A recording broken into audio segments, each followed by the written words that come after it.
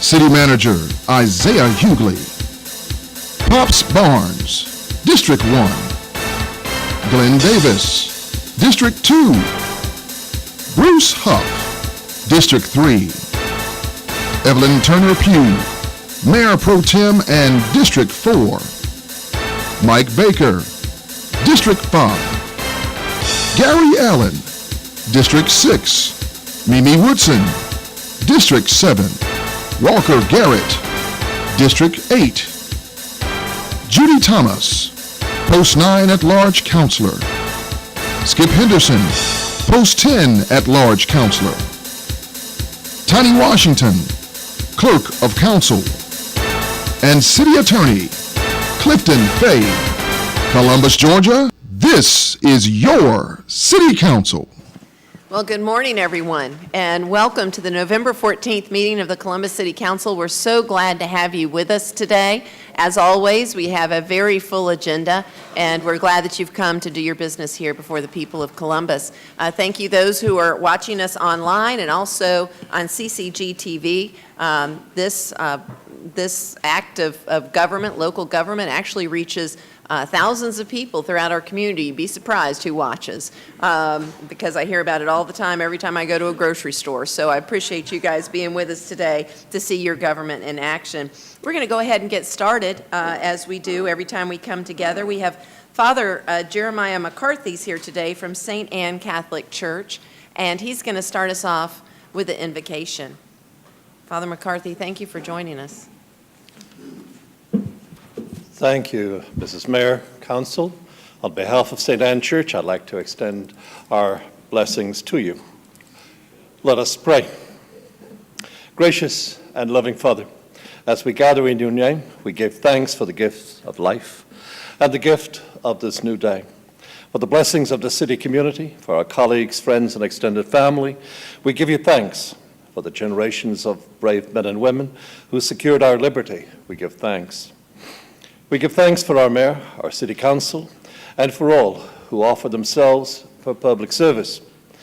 May they be enabled by your powerful protection to discharge their duties with honesty, fairness, and ability. As we meet today, let our minds extend beyond these walls to those who are vulnerable and to all who need our support and protection. Children, families, people without a job, and those who are struggling to keep their home. People suffering afflictions of mind, body, and spirit. We extend our thanks for all those city departments who help others and those who make our city more livable and safe. We pray for the safety of all now serving overseas in the military, and we pray for peace for all who call such places home. As the work of the City Council continues today, we invoke the commitments that call us into service and sustain us through times of challenge as well as times of joy. The values of freedom, civic duty, and personal responsibility, understanding and inclusiveness, the values of dignity and respect for all. May God bless our great republic and our beloved city of Columbus, Georgia. We pray to you, who are Lord and God, forever and ever. Amen. Amen. Father, thank you so much for those comforting and inspiring words. We really appreciate it and appreciate what St. Anne's does for our community. And we also have a counselor that would like to speak with you. Councilor Huff. Father McCarthy, good morning. I just bring greetings from two of your previous students. My son, I told him you'd be here this morning. He was in your last graduating class of May 17. Wonderful. And Jonathan was in your class of 2016. They're both in school together. Wonderful. They both send a hello to you this morning. Thank you. Again, thank you, Father. Have a wonderful day. And next, we've got a special treat. We've got Martin Luther King Jr. Elementary School who's going to come forward. As they come forward and gather in front of the desk here, let me just say we had a wonderful Veterans Day weekend. I hope you enjoyed it with your family and friends. We had a great parade downtown, and Pops, I want to thank you for leading that. It was the best yet, so every year gets better and better. As they are assembling, if you all would stand and prepare for Martin Luther King Jr. Elementary School to lead us in the Pledge of Allegiance.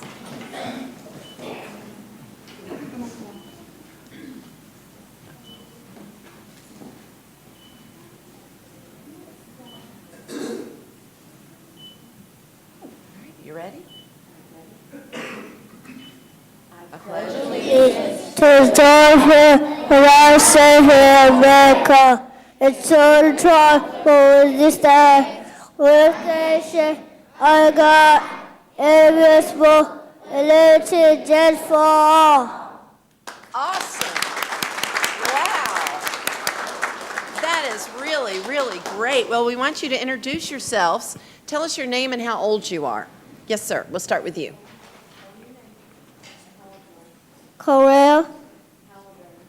6. Mariah Pickett, I'm 6. Shakira Bryant, and I'm 6. Jayla, and I'm 6. I'm Brian, I'm 6. I'm Carla, I am 7. All right. I'm Miss Love, and I'm 7. I'm Miss Mariah, and I'm 7. I'm Zelaya, and I'm 7.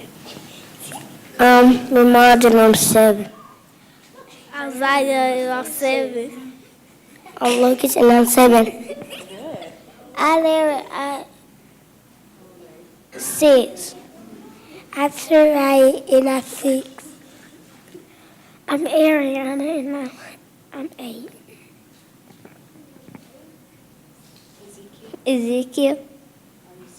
And 6. I'm Jawan, and I'm 6.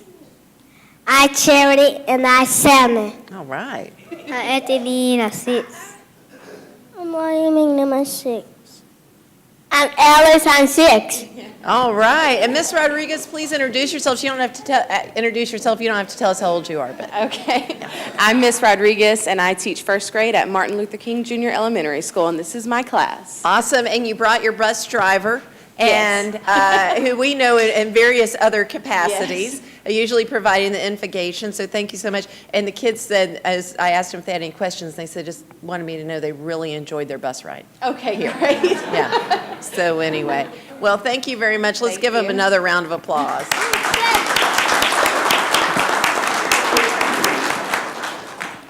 All right. Well, come back and help us out again real soon. We need it. All right. Next up, we've got a regular report from the tax assessor's office, and so we're going to invite John Williams forward to give us a brief update. Good morning. Good morning, Madam Mayor, ladies and gentlemen of council, Mr. City Manager. As you know, I'm John Williams, the Deputy Chief Appraiser, and I'm here to talk to you as a continuation from my last presentation here at council. You asked me to come back and talk some numbers. Some of you weren't present, so I thought I would just kind of give a quick preview of what we did cover at that last presentation regarding the staff augmentation request. The department processed and reviewed 10,906 appeals this appeal period. We anticipate those appeals lasting into April of 2018. And what that means is whether they be BOEs, hearing officers, whatever that path is for those appeals, we anticipate that going into April of 18. Because all of our available resources were pushed towards processing those appeals, our normal workflow for about 4 months didn't get accomplished, specifically the workflow that involved reviewing sales and reviewing permits. So that's really what the crux of this discussion is about. And unless addressed, of course, this delay in our annual work will preclude us from timely submitting our portion of the tax digest to the tax commissioner by June 1. In order for us to meet that June 1 deadline to the tax commissioner, we have to actually put our notices in the mail April of 2018. So you start to see the conflict there. We anticipate the appeals going into 2018. We have to have our notices of assessment out in April of 2018 at the same time. So we must review the 2017 permits, transfers, sales in order for those assessment notices to go out in 18. In 2016, there were 1,616 building permits. As of that August 1 date, there were 1,075 building permits for 17, and we anticipate about 2,000 plus or minus total building permits in 17. 1,688 sales are transferred or in the system to review as of last week. We anticipate approximately 3,600 parcels to review for sales or transfers or permits to be completed in between that time period, the first quarter of 2018. So that's the work amount that's actually not been accomplished because we've spent all of our resources on the appeals review.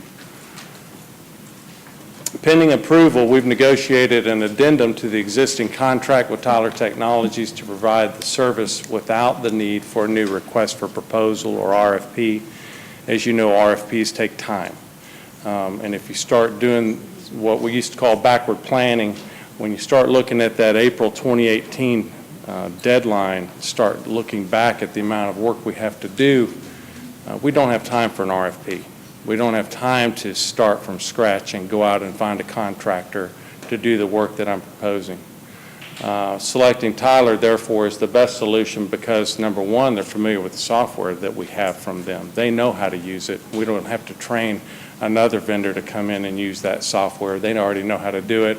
Also, the training and oversight that would be required of brand new contractors never using our system or never having been here before would be extensive and extended beyond using Tyler.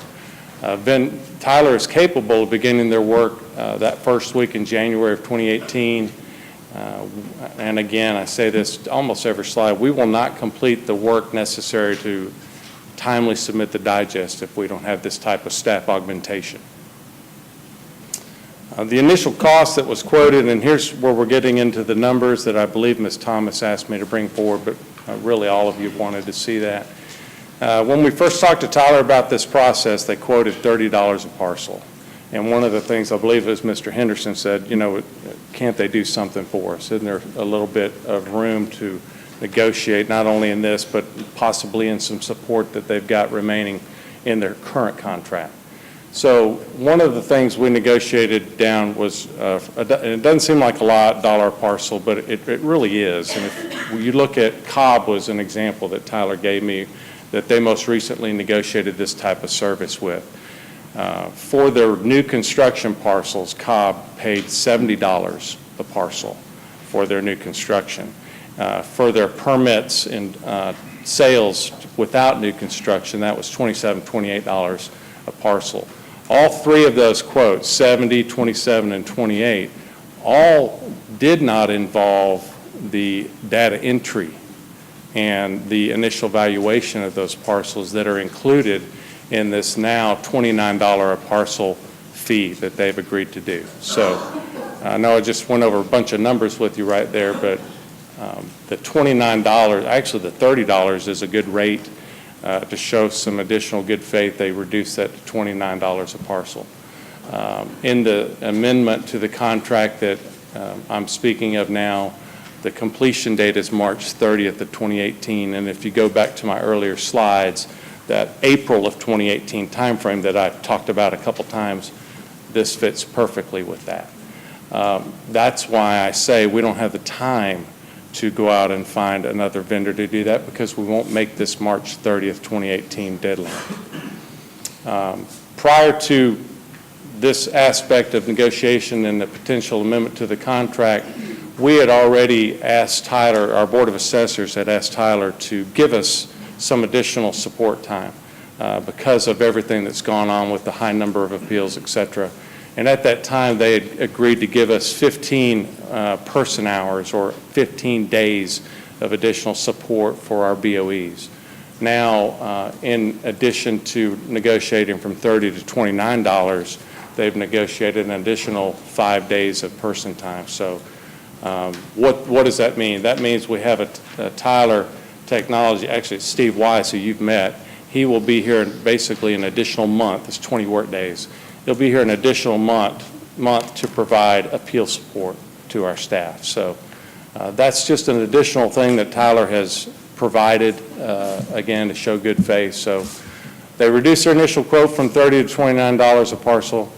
They extended their additional support for BOEs and appeals an additional work week. So that's basically taking them to be present to, I believe the date is February 2nd. That's a Friday, first really the month of January.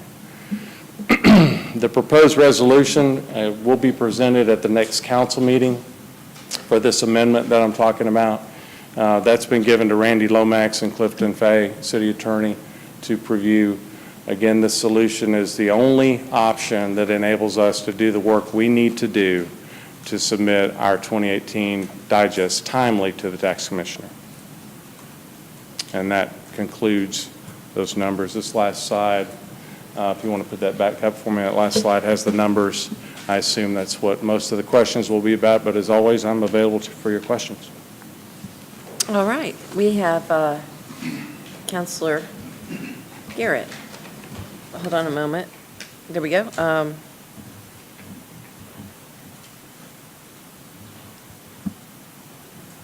Counselor Garrett. Thank you. Mr. Williams, good morning. Once again, I want to commend your office for the work y'all have done. Y'all have done a really good job of getting these appeals processed, and I've heard from a lot of happy constituents.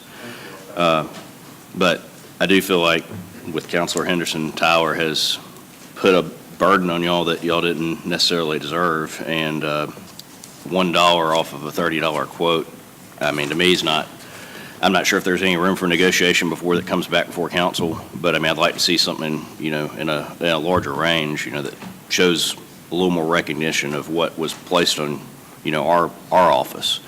May I address that? Sure, absolutely. I mentioned the Cobb County numbers and what they most recently did in that county as far as that price per parcel. The $70 for new construction per parcel, that's $41 higher than $29 a parcel.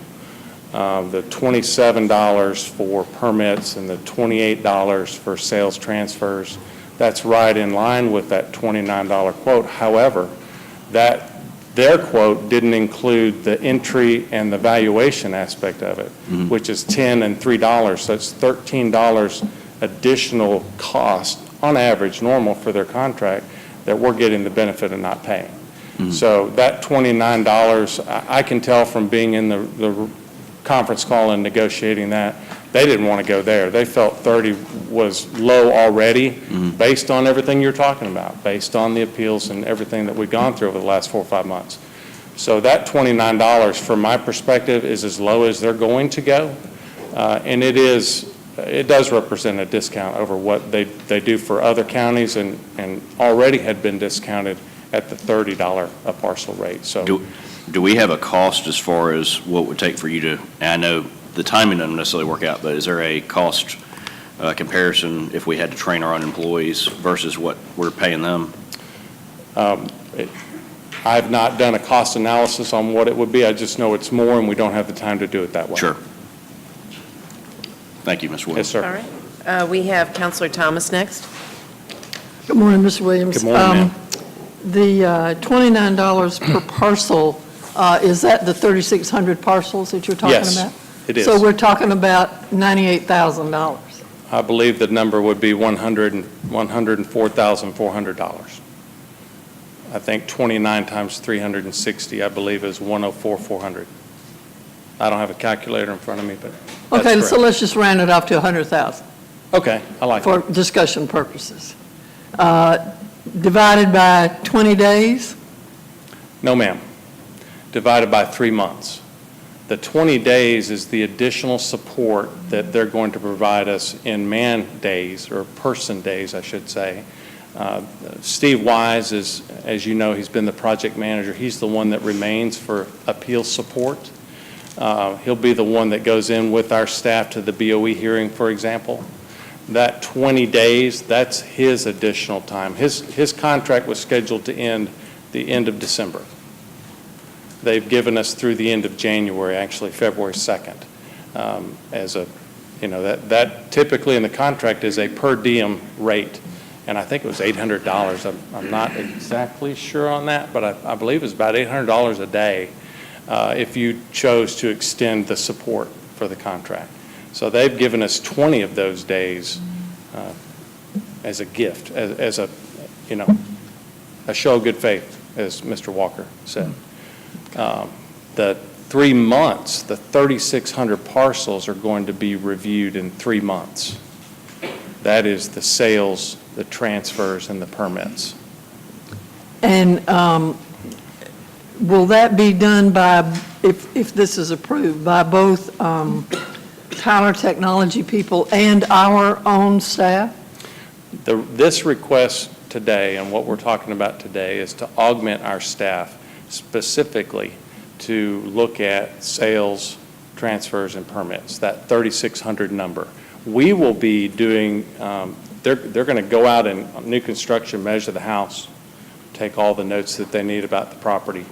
They Tyler? I'm sorry? They Tyler employees? Yes, Tyler employees. Data gatherers is what they are. They're going to go out and gather the information about the house, and they're going to bring it back, and they're going to put it in IS World for us. Then they're going to allow the system to calculate the initial estimate of value based on those changes. Then we as a staff take it from there. And we go through the information that they put in, review that, we review what the system is saying that the value is based on those changes, and then we present that as in our normal workflow to the Board of Assessors for approval. I do want also to make sure that I know what you're talking about when you say our staff. You're talking about our appraisers, not our regular secretarial staff or that sort of thing. Is that correct? Yeah, when I say my staff, everybody in our office has a piece of this appraisal pie. Everybody works on processing the appraisal. So front office, the administrative staff, they're involved with inputting certain data, whether it's deed information, permit information, that eventually gets to the appraiser, whether it's residential, commercial, or personal property division, and they work on that. And then that gets passed on to me or my managers, and they review that work, and that gets taken to the board for approval. So when I say our staff, I'm talking about the department as a whole.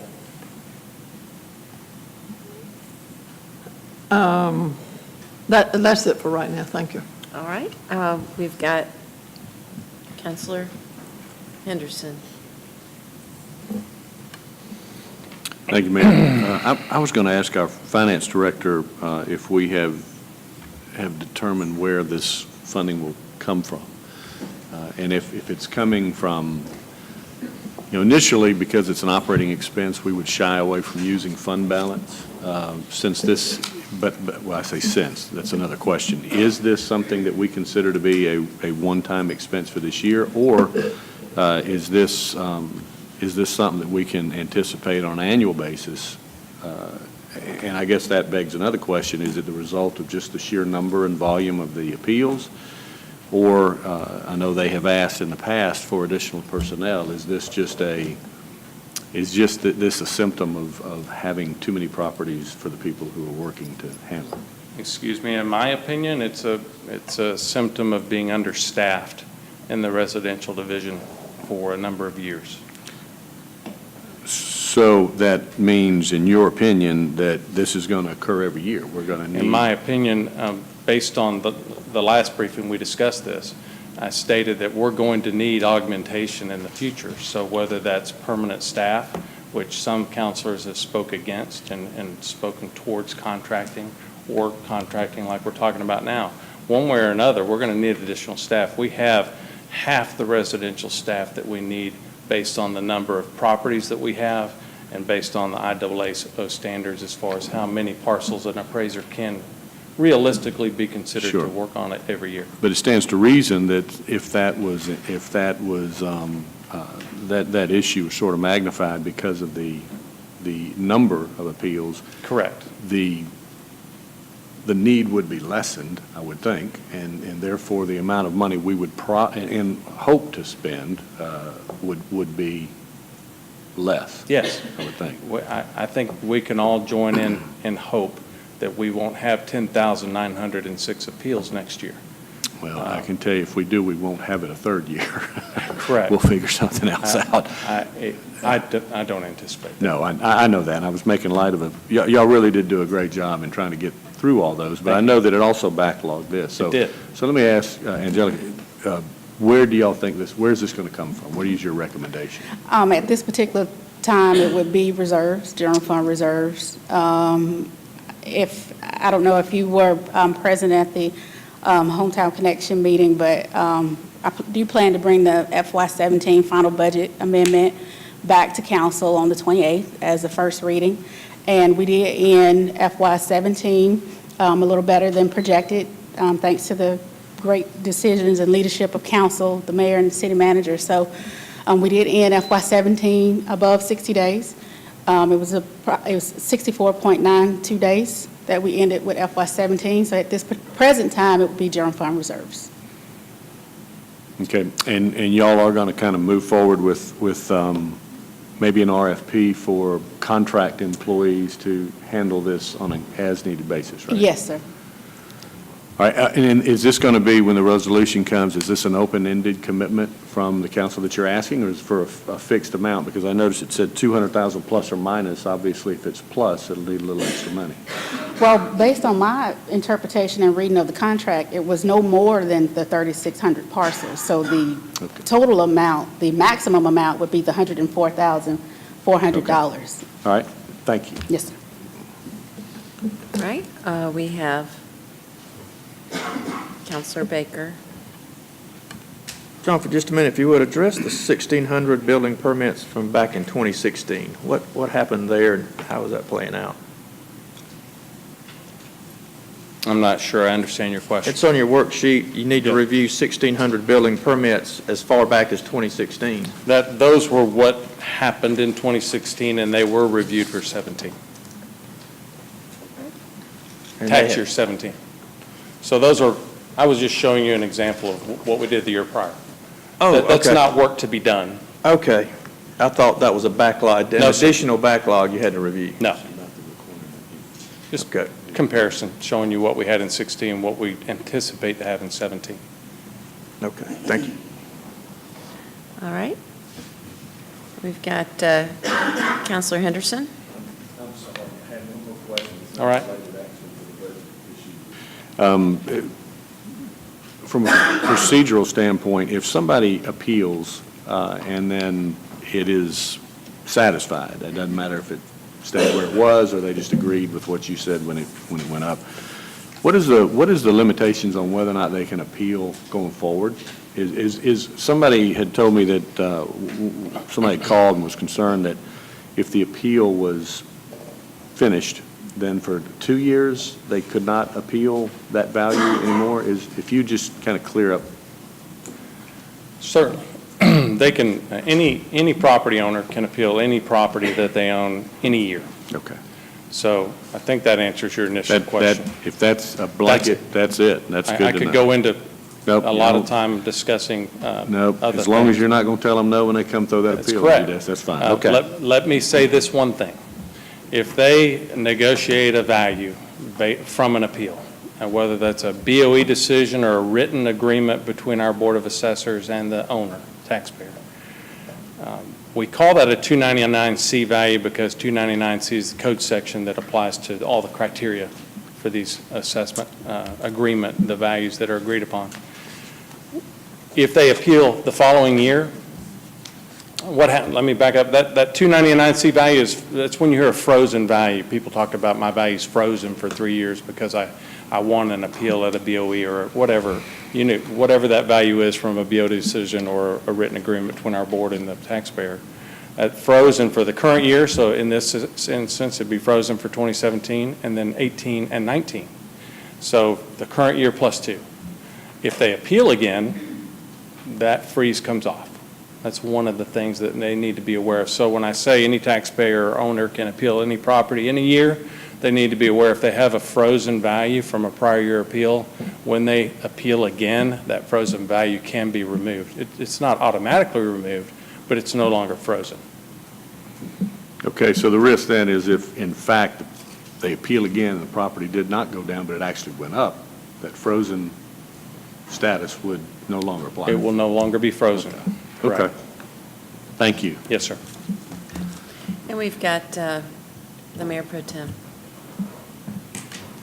I guess this is more to the finance director. When we're talking about the financial impact this will have on our budget, what about the tax commissioner's office? Will it have any impact on their budget? On the tax commissioner's budget? Mm-hmm. None that I'm aware of. Okay.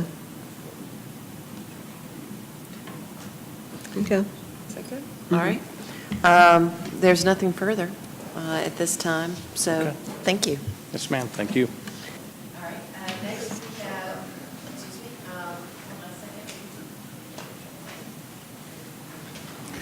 So just going forward from here, at our next business meeting on the purchase agenda, we will have a request to approve moving forward with Tyler for the 36,000 parcels at $29 a parcel, which is approximately $104,400. Yes, sir. It's 3,600 parcels, not 36,000. Oh, I'm sorry. An extra zero or two. We don't need extra zeros. But 3,600 parcels, I stand corrected. And so that will be on the purchase agenda for the city manager at the next business meeting. But as has been said, we'll use Tyler for the sake of expediency and moving forward. We just don't have time on our side.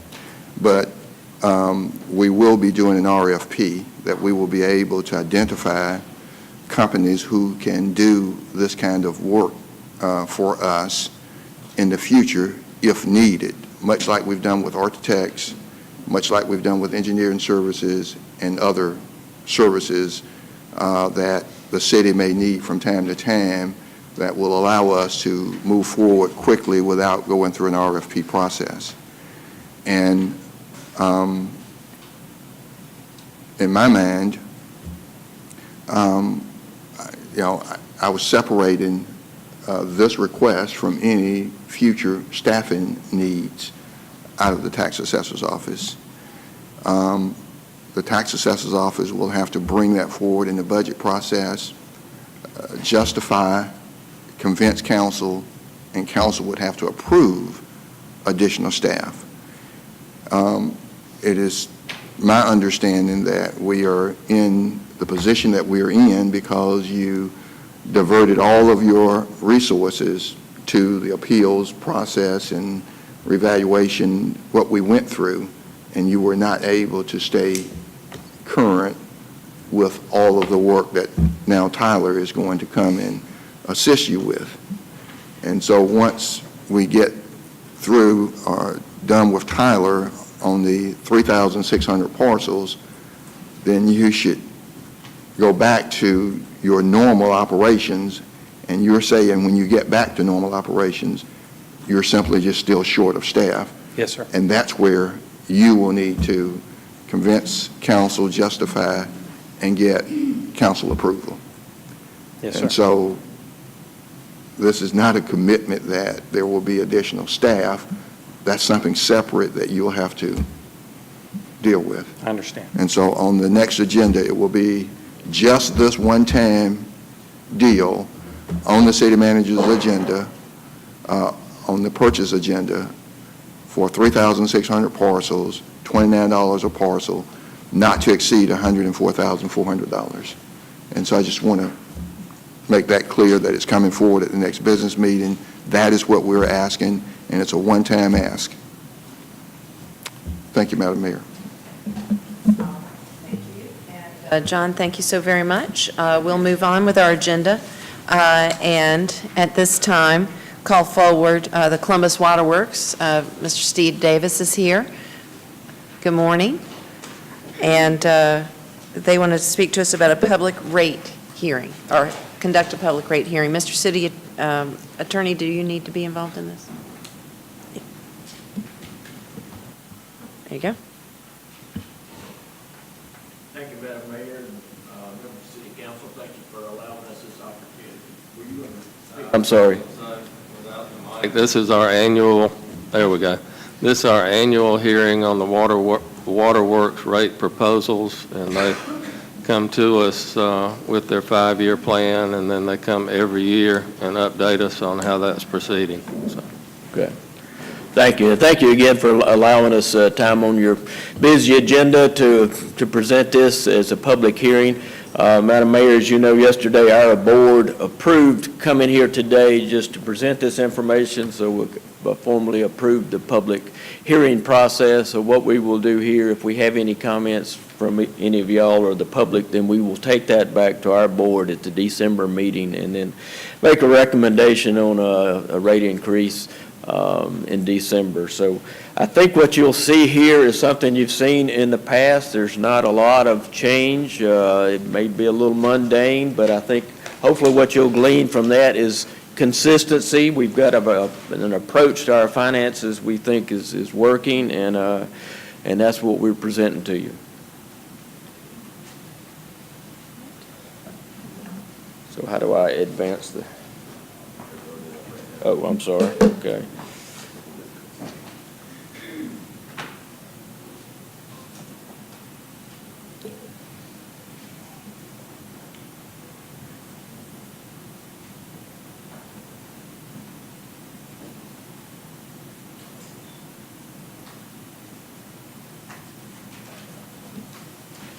Okay. So my part of the presentation, I will give you kind of an update on the current status, and then John Crea with Raptelis Financial will talk about their evaluation, their analysis, and recommendations going forward. We have been doing this 5-year rolling financial plan since 2002. What we do is we evaluate what our revenues and costs are for a year, and then we look 5 years in the future what we think we need, and this is a way of trying to level out any kind of rate increases to minimize any kind of spiking up and down costs so that it minimizes any of that discomfort to ratepayers. You may recall that we had an EPD consent order some years ago that brought a pretty big financial burden on us. We have completed that consent order. We completed it in June of 2016. We staffed up a number of people, and we have been essentially going into the sewer system with an investigative team that finds and fixes problems, and that has gotten to be such a fundamental part of the way we do business. We're keeping that effort going on in perpetuity. It's just a good, solid way of doing business. So that's already in our rates, in our costs. So we're going to retain that. Fort Benning expenses are supported by Fort Benning revenue. Nothing that the Columbus ratepayers pay funds anything on Fort Benning. And what's driving our rate modeling is our coordinated planning. We do a cycle of capital improvement, needs evaluation, funding, design, bid, and we just keep the cycle rolling. It's generally about a 5-year cycle that we're looking at that keeps our infrastructure up to speed so we can maintain the levels of service to our customers and stay in compliance. So the big things that drive our capital improvement program are regulatory requirements, system renewal, and upgrades, and risk mitigation. Of those three, probably what we have going on that's most demanding of our infrastructure reinvestment is the systems renewal and upgrades. We've got some very old parts of our system. And as you'll see in the next slides, our rates continue to be among the lowest in the southeast. You can see Columbus here in the green. We're right there pretty close to Phoenix City, a little above them right now. And this is at a water sewer consumption level of 6,000 gallons per month, which is pretty average for residential consumer. You may look at this and be glad you're not living in Atlanta. So there's more than one reason not to be in Atlanta other than traffic, is we got good water and sewer rates in Columbus. And we continue to push for excellence. We do that by competing for a lot of awards. This is just a sampling of some awards we've won this year. This top one is the Water Resources Utility of the Future today. I think they were one of 26 utilities across the country that won that. And it kind of looks at sustainability and innovation and continuous improvement as kind of benchmarks to achieve this award, so we're proud of that. We also won an award in the finance category, the laboratory category, a drinking water plant, wastewater plant. Just pretty much all parts of our system, we win some level of awards, and we continue to push and compete for those because it makes us a better utility. And we have been tracking our customer satisfaction for a number of years, and this price value is one of them that we look at to see, how are our customers perceiving this approach to rate increases generally on an annual basis. And I think you can glean, as we do from this, that on a scale of 0 to 1,000 price value, our customers say we're pretty close to 900, which is a pretty high score, so it seems that they're fairly well content with this process of minor rate increases that we have. Historical audited expenses on the operating side, you can see that our average over the last 5 years has been 2.34%. That compares pretty favorably with the municipal cost index, so we continue to strive to keep our operational cost well contained and in an effort to minimize the rate increases to our customers. This is kind of a distribution of where we are spending our capital dollars right now. We've got a $50 million bond issue that was issued in 2016. We've got about $10.5 million of that at our water plant in 9 projects. That water plant's over 100 years old, so you can imagine it takes continuous renewal and upgrades. Our wastewater plant is attracting a lot of financial dollars, about $22 million. It's over 50 years old, and it's a very harsh environment for that kind of plant, so it takes a lot of renewal and replacement there. You can also see our collection system, probably parts of it are 75 years old, so staying on top, renewing and replacing that so that it doesn't fail is key to what we do. Our distribution system, we have some pipes in service that are probably 125 years old, so keeping them all in service, functional, and meeting our customer needs is a key consideration for us. This gives you a snapshot of last 10 years on rate increases. That blue band across the top is the national average on what utilities have done for water and sewer rate increases. You can see that generally varies between 5 and 8%. The gray band shows what our model has projected that our rate increases would be, and then the white band below it is what our actual increases have been. So you can see that we have consistently been below the national average, and for the most part have been well below even our projected model average. And if you look at the last 2 numbers in the bottom right, you can see that our increases have come down pretty substantially. We think that is just a testament to a good staff, a good process, and trying to pay attention to detail and do the right things at the right time. So with that, that's kind of a snapshot of where we are. I'll bring John Correa up with Ralph Tellis, and he'll give you the rest of it.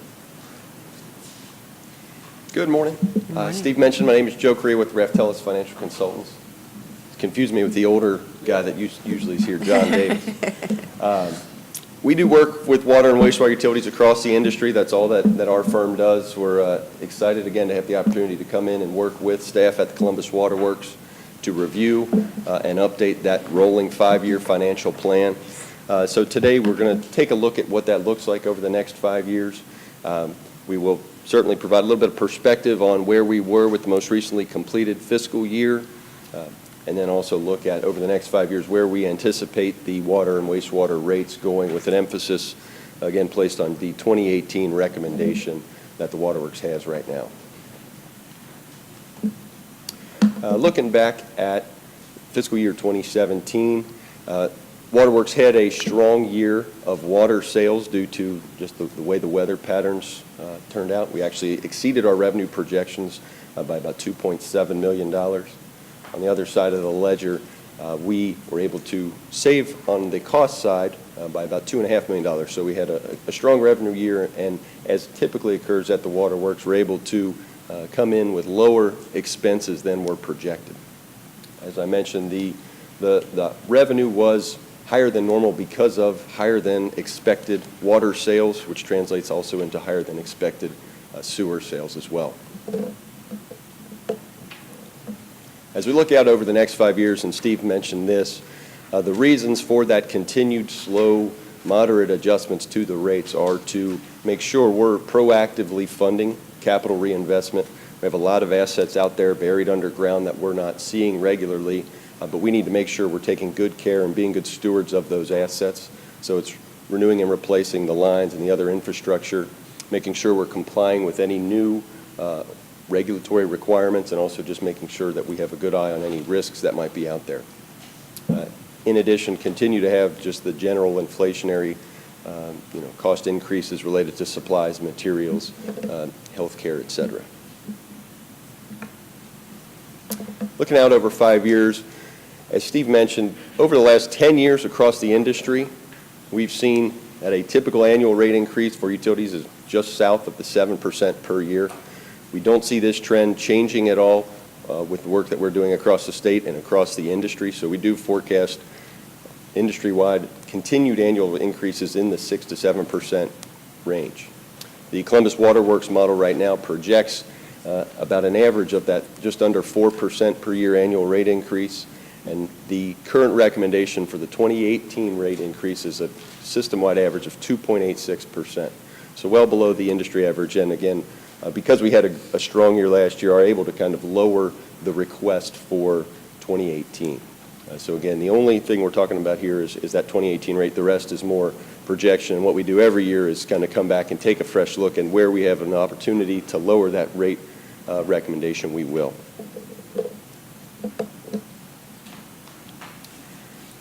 Just looking at the specific charges, we won't spend a lot of time on here. The information is in your packets there.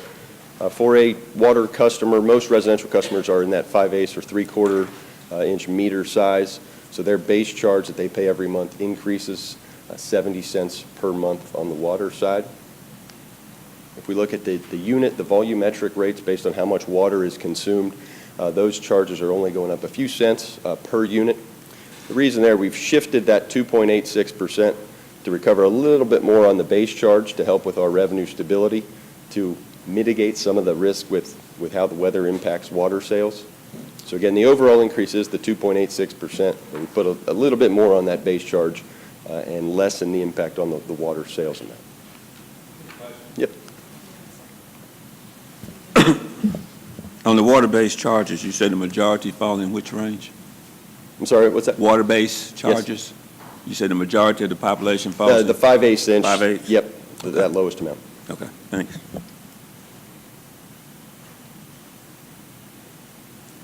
We continue to provide a little bit of an incentive for industrial users. Those larger users, economic development, they get a break when they exceed that threshold of 15 CCF as well. On the wastewater side, the same approach. We've shifted a little bit of the increase to the base charge, so a 40-cent per month increase in the wastewater base charge is what we've recommended. And then again, if you just, 6 cents per unit on that first block of wastewater consumption. The combined sewer overflow charge there, that is a fixed charge based on how much water a customer uses. And again, so some moderate increases there as well, just to keep up with the costs of complying with that. When we look at how all those charges would impact a customer's bill, what they actually receive in the mail, you see that in 2018, a typical residential customer at that 800 cubic feet, around 6,000 gallons of water consumed per month, would see an increase of just under $2 per month, with the gradual increases thereafter. And again, those continue to be monitored and evaluated for any opportunity to lessen the future increases in years 2 through 5, or 3 through 5, excuse me. The Waterworks continues to offer an affordability program that is provided in concert with the city's low-income garbage program. So any customer that's enrolled in that program also receives a credit on the water and wastewater bill of $4.50. We've updated the rate comparison that Steve presented earlier with the newly recommended Waterworks rates. I can see still very favorable and near the bottom of that list. This does not include any rate increases that any of these other utilities may put into place in 2018. This is purely based on the currently published rates for each of those other peer utilities.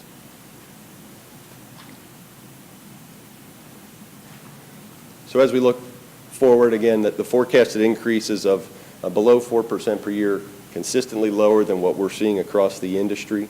Again, that kind of slow and steady approach really works well here, and staff do a great job to kind of minimize costs and any unnecessary increases. And the focus, again, is to make sure we're continuing to reinvest in our system and keeping it in very good, safe working order so we can provide services efficiently. I believe that gets us 2 questions.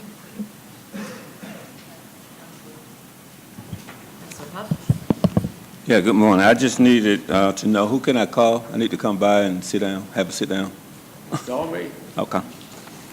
Thank you. I'll give you a card. Okay. All right, anything else? Counselor Baker. Of the proposed increase, do you have a feel as to how much of that increase goes to capital projects and how much is allocated toward operating expenses? It's about 50/50. Okay, all right, thank you. Okay. And we have Counselor Huff again? Oh, I'm good. That's it. All Thank right. you all Thank for you. your Thank you. time. Thank you for Appreciate the your time. information. Got you a card. All right, so we also have the minutes of the October 24th meeting of City Council. They've been put in your packets for approval. I have a motion from the Mayor Pro Tem to approve and a second from Councilor Allen. Any edits or changes, corrections or errors? Seeing none, all those in favor, please state aye. Okay, and we'll now turn it over to the City Attorney, Clifton Fay. Mr. Fay. You have to press your button. I can't recognize it anymore. All right, Okay. thank you, Mayor. First item up is the ordinance providing for demolition that we went over at last meeting. This is ready for adoption. Okay, we've got a motion and second for approval. Is there any discussion on this item? All right, seeing none, please cue it for voting. It is queued. You may record your votes electronically. And the item passes. All right, next item is the resolution declaring intent to amend the intergovernmental contract with the Hospital Authority of Columbus. This would be to provide additional security for a Series 2018 bond issue for acquiring, construction, equipping a skilled nursing and rehab center to be owned and operated by the Hospital Authority of Columbus.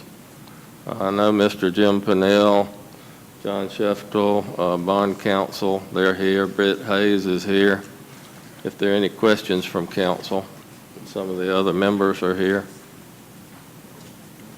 Okay, we have Counselor Thomas. I do have a couple of questions. I'm not sure what this means to us. So can you explain this in non-legalese? So Clifton's going to be quiet for a moment, I guess. No, listen, we asked for, you guys have backed our bonds in past years. 1989, we had an issuance to do some capital projects. You guys backed the bonds. 1993, we had a reissuance. You guys backed those. 2013, we had an issuance. It helps us get a better rate when the city backs the bonds. We're rated equally, but the city's rating helps us to get a lower rate when we go out for a bond issuance. So this means that we will be guaranteeing, if you will, in Correct. case something happens and you guys go belly up? Yes, ma'am, correct. And that's a typical kind of thing, right? Yes, ma'am. Okay, thank you. Okay, we have Counselor Baker. In its purest form, a revenue bond, it's also backed by the full faith and credit of the local Correct. tax digest. That's correct. I think at least 7 meals can be devoted to the hospital authorities to back bonds of this nature, and I think the way it's written is an up to four meals could be utilized in the event something catastrophic happens. So is it, I guess this may be a question for finance, is this under our debt service millage, or would that be additional housing authority, hospital authority millage or something? Good morning, Courtney Rogers with Davenport & Company, financial advisor. So It wouldn't count against your debt ratios as long as they are self-supporting. And so the key Right. is we want their revenues to support their operations as well as debt service. If it were to go and tap the 4 mills, then at that point, the rating agencies could conceivably count that in our ratios. So that's why it's important that we make sure that these guys run their revenues properly and make sure that they're covering their debt service and operations. But it's also, yes, not just construction costs, it's also maintenance and operations and whatever. So, Revenues have to cover operations and maintenance and debt service, correct? so there is a risk to the taxpayers, but is that millage, you know, I mean, would that be debt service millage or would that be? No, it's part of the operating millage. So we have out of the total 7, 3 mills goes to the medical center for indigent care. So this is the additional 4 mills that could be levied for the hospital authorities. But if it's operations, how does that impact the 9 mil cap? It doesn't. It's separate from the 9 mil cap. Separate from the 9 mil, that's what I Yes. thought. Okay. All right, thank you. Okay, and we have Counselor Baker, Counselor Davis. I would like to hear a little more from the Finance Department. I know we've honored a request in the past as far as being able to help out with the lower interest rates and borrowing money, but I'm sure it's been already reviewed, and you talked about the debt service ratio, you talked about the amount of revenue available to cover this. I'd just like to have a little bit more on the comfort level from the city aspect, from our finance department, if you could speak to that. This is an arrangement that we've had with the Hospital Authority Muskogee Manor when they have issued bonds in the past. This is actually an issue that came up last year, and this is now coming to fruition at this point in time. So it's something that council has agreed to back the hospital authority so they can get a better rate in the past. It doesn't impact our operations unless something happened with the hospital authority and the city had to come in and make those debt service payments. And what the council has authorized in the past is that we have a 7 mil cap that we can utilize for hospital authorities. 3 mills goes to the Medical Center for Indigent Care, and this would allow an additional millage to be levied if the hospital authority was not able to meet their requirements. So it's something that council has agreed to in the past, and we've continued through that commitment in order to allow the hospital authority to get a better rate. Well, and let me take that a step further. I guess what I'm asking is more on the risk side, the comfort. From a city's perspective, you've reviewed all the financials. Do you feel comfortable with the financials and all that there's not going to be an issue from a standpoint of risk in the future? We have reviewed this particular issue and feel comfortable with it. As Courtney has just stated, we're requiring that they have a 1 year's worth of debt service set aside so that they're always funding at least a year in advance of their payments. No, I think that was one of the things that we thought would be helpful so that we at least, they're in the healthcare business, there's always risk, obviously, but having that debt service reserve, essentially it's a prepayment of debt service is what we're asking them to do. That way we have a year's notice if there's an issue and we can try to figure out, is there a way that we can work it out? So that 4 mills is there only if there is an issue.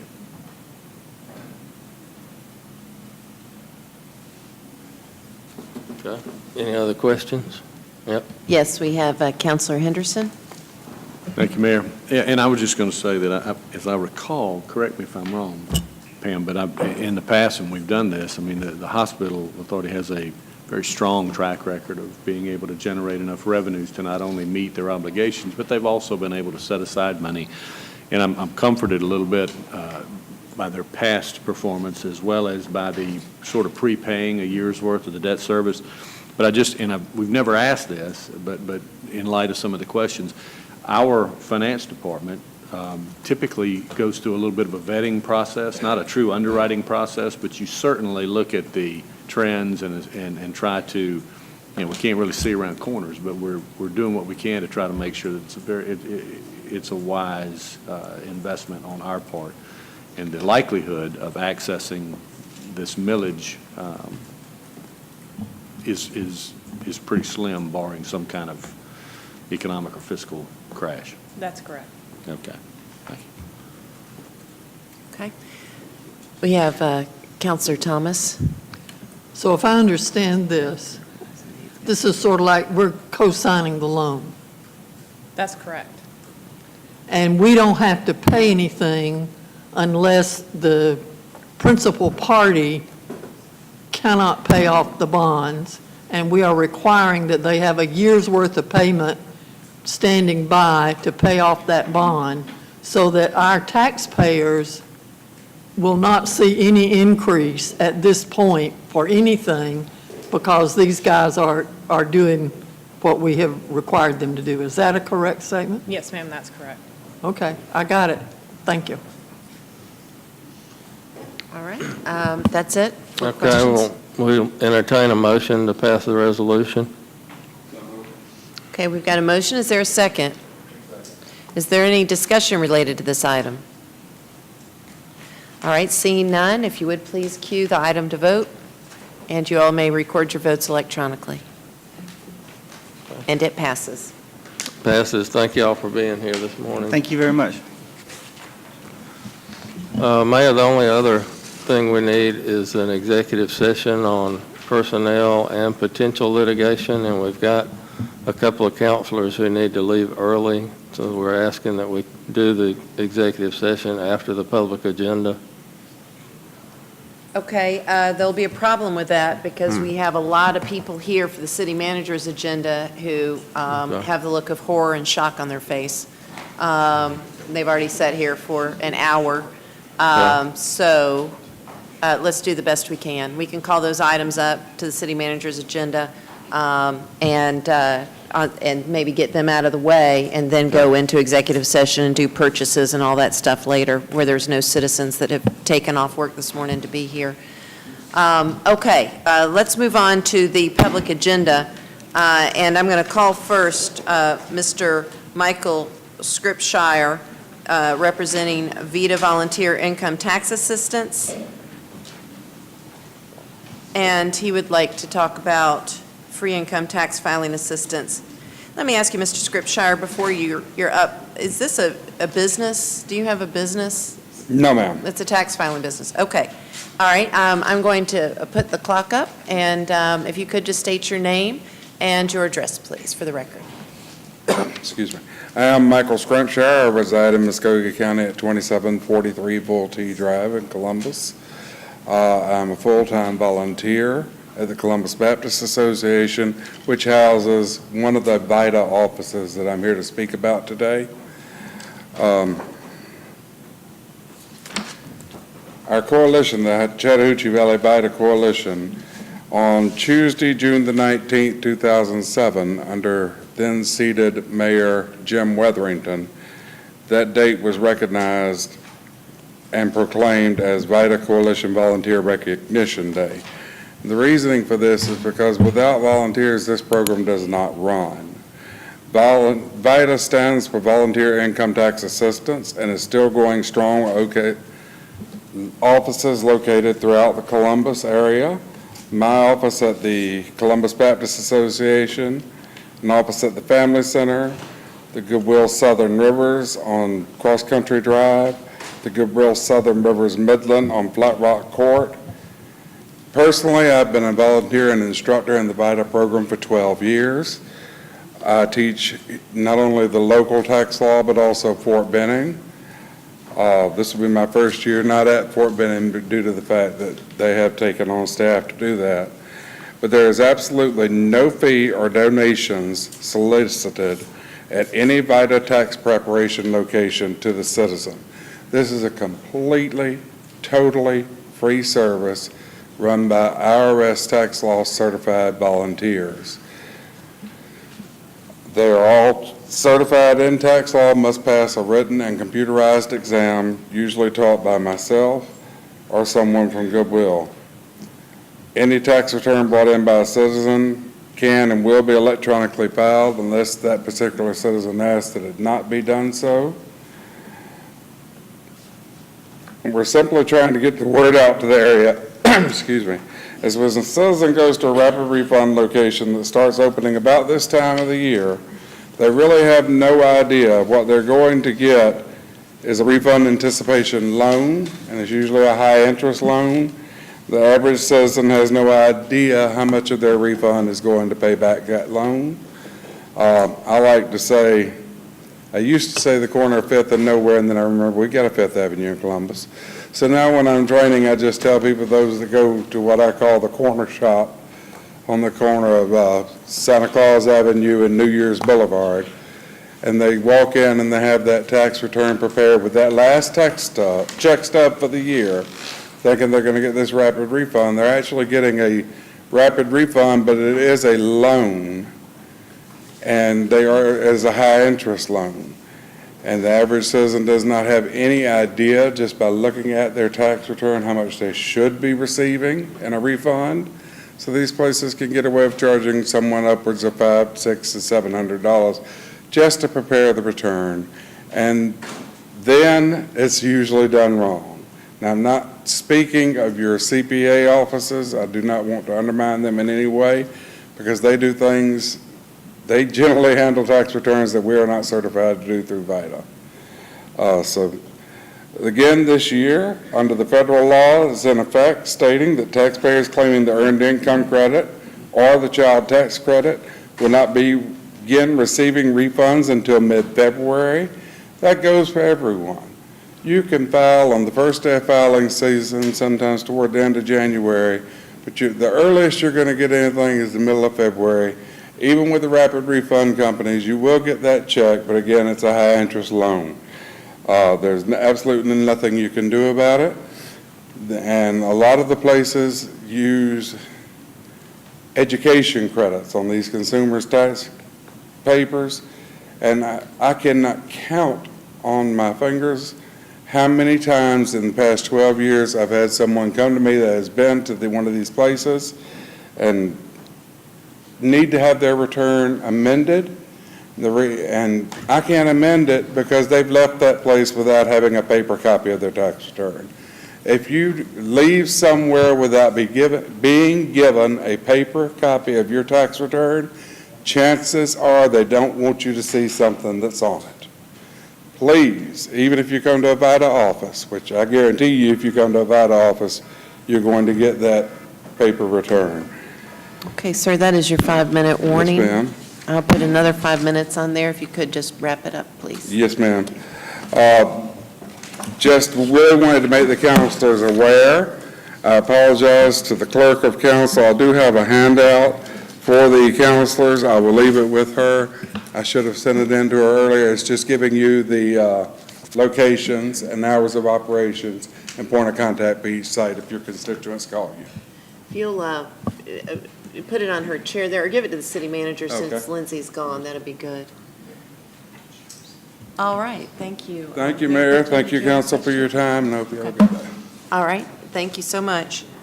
The next we had has actually been removed. His issue was handled by Deputy City Manager Lisa Goodwin. Next we have Christopher Reyes. Is he here? Yes, ma'am. All right, well, come on up, sir, if you would.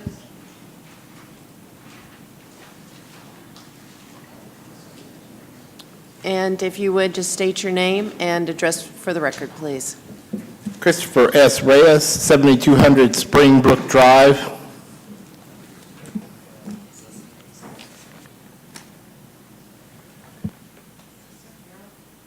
Mayor Thomason, I presented to council a request and presented a demand letter October 24th, last council meeting.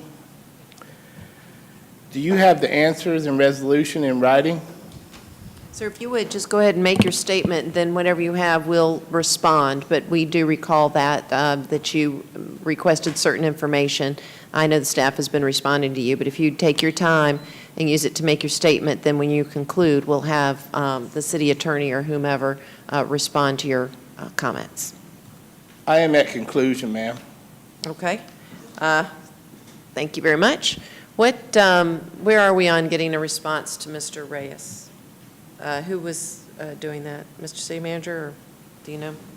Madam Mayor, I'm going to call on our city engineer, Donna Newman, to respond. Sir, if you'll relinquish the podium, please, now that your comments are concluded. We have staff members who are going to come up, make a statement.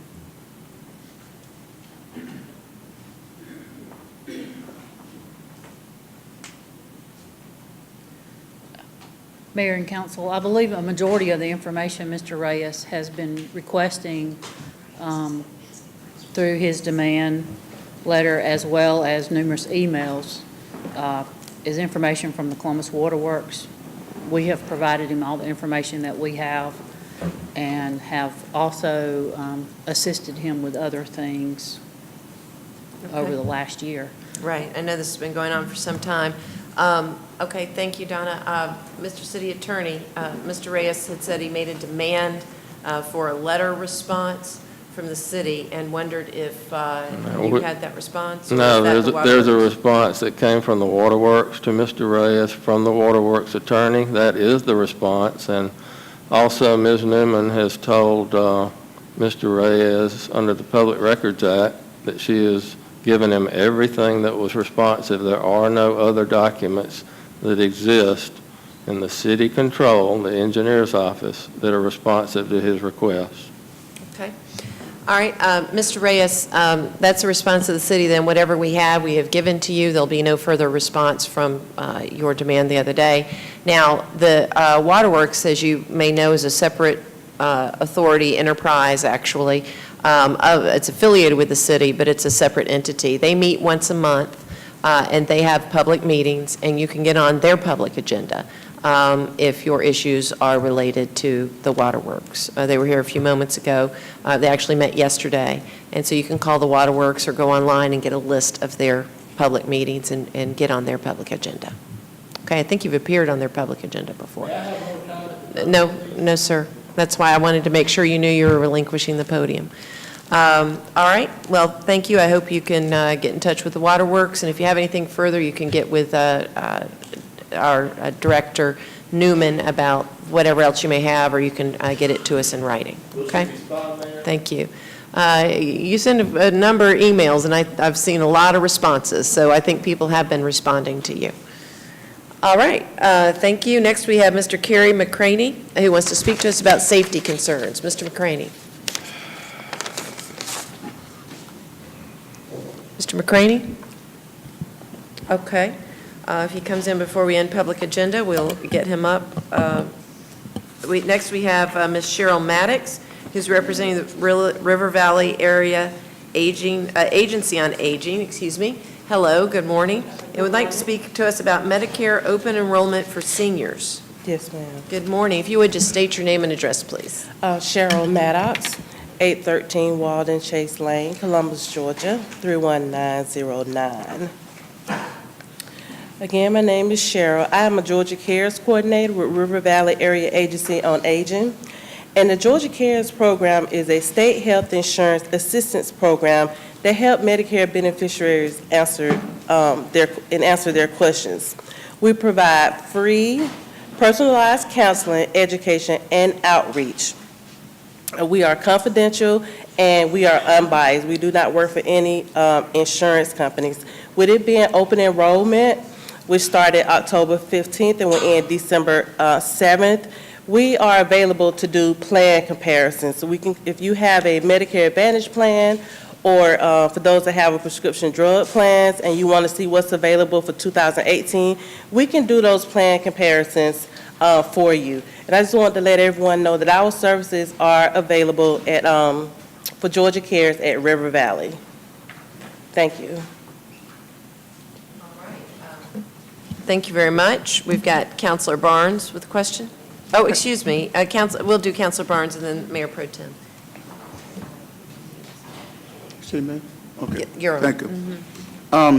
Thank you, Cheryl, for coming down. Thank you. As every senior knows, around this time, you'll see on TV, seniors will be bombarded with many plans. This is a very crucial time for seniors. This program here, State Health Insurance Program, falls under it. It's an unbiased referral service. It's really an unbiased service for all seniors. The reason that this is very important, I'd like to bring attention to the River Valley Regional Commission Area Agency on Aging, is that their seniors had to be very, very, very careful to choose what plan, because they're going to be tied into this plan for a year. That's right. The services that Cheryl and the Area on Agency provides is unbiased information. And otherwise, for seniors, you have to be very careful to choose a plan that will include all of the medication that you have. Under Medicare Part D, all the seniors, you reach a certain threshold, then what we call the bottom goes out. So you might have to be coming out of your pocket for any of the medication that you have in a particular period. What Cheryl will do, Cheryl will sit down with you and go over your medication list and decide what plan is the best plan for you for your medication and for your health care needs. There's two situations here. It's your particular health care needs as an individual, then it's the medications that you're going to be able to receive under a certain plan for a year. A lot of these plans will promise you things, but you need to have someone who will unbiasedly sit down and guarantee that that plan will be the best plan for you, and that's why this state health insurance program is so important. And Cheryl, would you give them your contact information again? Yes, my contact number is 706-256-2917. Can I add one more thing? Sure. There are a couple of programs, too, that help seniors save money with their drug prescription plan and their Medicare premium, and that's the premium they pay to have their Part B. It's called an Extra Help in the Medicare Savings Program, and we do those applications in our office. And that's extremely important because there is extra help for seniors. I just want to bring a case in point. About 3 or 4 years ago, I was in my home, Philadelphia, and my godmother, who was 92 then, was having trouble getting ophthalmic drugs. Ophthalmic medication is one of the most difficult ones for seniors to get, and, by the way, the most costly. So what Shamika at that time, she was working, doing what Cheryl was doing. She made a call, and we did a three-way. And she did two things. She arranged for a reduction in the cost of my godmother's ophthalmic meds, and she also arranged for extra help. There's extra help available for seniors that they may be completely unaware of. So in one sitting, Cheryl can arrange to tell that, and let me just say something else. The programs are good, but they're like a maze, and it's very difficult for individuals to go through, especially seniors. What Cheryl, she's trained, she goes through that financial maze for seniors and gets the best plan. She also can arrange and find out if that senior qualifies for additional help, which for seniors, that is extremely, extremely important because seniors are on fixed incomes. And if a senior has more month than they've got money, it's crucial for them. So I just want to thank you, but I just want to make people aware of this SHIP program. Tell them again, Cheryl, how they can get in touch with you. At River Valley, and the number is 706-256-2917. And thank you so much for that. Thank you. Okay, and we've got the Mayor Pro Tem, and she has a question. Yes, ma'am. And I just want to say, also, the services that Ms. Maddox offer are free. So any senior citizen out there hearing this, those services are free. That's exactly right. And so you have no excuse. All right. Thank you so much, and thank you for what you do. Great, great service provided. That concludes our public agenda, and Mr. City Manager, we're going to turn it over to you. May I suggest moving up the collateralization method to the top of your agenda and the jail kitchen update. Then we'll take a short break for the executive session we need to have and come back. I know we do have some folks here from Atlanta, but I believe they just arrived, and so this shouldn't take more than 10 or 15 minutes, and I hope you'll stick with us for that. If that's okay, we're going to turn on the mic of the city manager, if you would, please. Thank you, Bruce. Thank you, Madam Mayor. I'm going to have our Finance Director, Angelica Alexander, talk about this item briefly, and then we'll ask Council for their approval. Angelica Alexander. Yes, good morning again. Okay, so what's being passed around is a memo that we received from our contracted vendor, Synovus Bank. One of the things that was presented to us by Synovus was a change in our collateralization method. Currently, we utilize a dedicated collateralization method, which means that Synovus guarantees our deposits up to 110% as required by state law. They do this by pledging securities in our name. We recently been notified by Synovus that they will be participating in the state's pooled method as of the 1st of January 2018. What that means for us is that once Synovus is a participant in the pool, they can no longer offer the dedicated method, so we'll have to agree to be a part of the pool method. They've ensured us that none of the requirements as far as reporting, monitoring, custodial requirements, all of those will remain the same under this pool method as it was under the dedicated method. Just a little background as far as the pool method. It was, I believe in 2016, the state passed a bill that required banks with more than $50 billion in assets to participate in the pool. Synovus Bank is a $30 billion asset bank, and they applied to participate in the pool voluntarily. And so the impact is that we are now a part of the pool, and our deposits will be collateralized using the pool method as opposed to the dedicated method. We do have representatives here from Synovus Bank. If you have any more in-depth questions as to their participation in the pool, they'd be more than happy to come up here and answer any questions for council. And would you talk just briefly about risk? Risk, same as?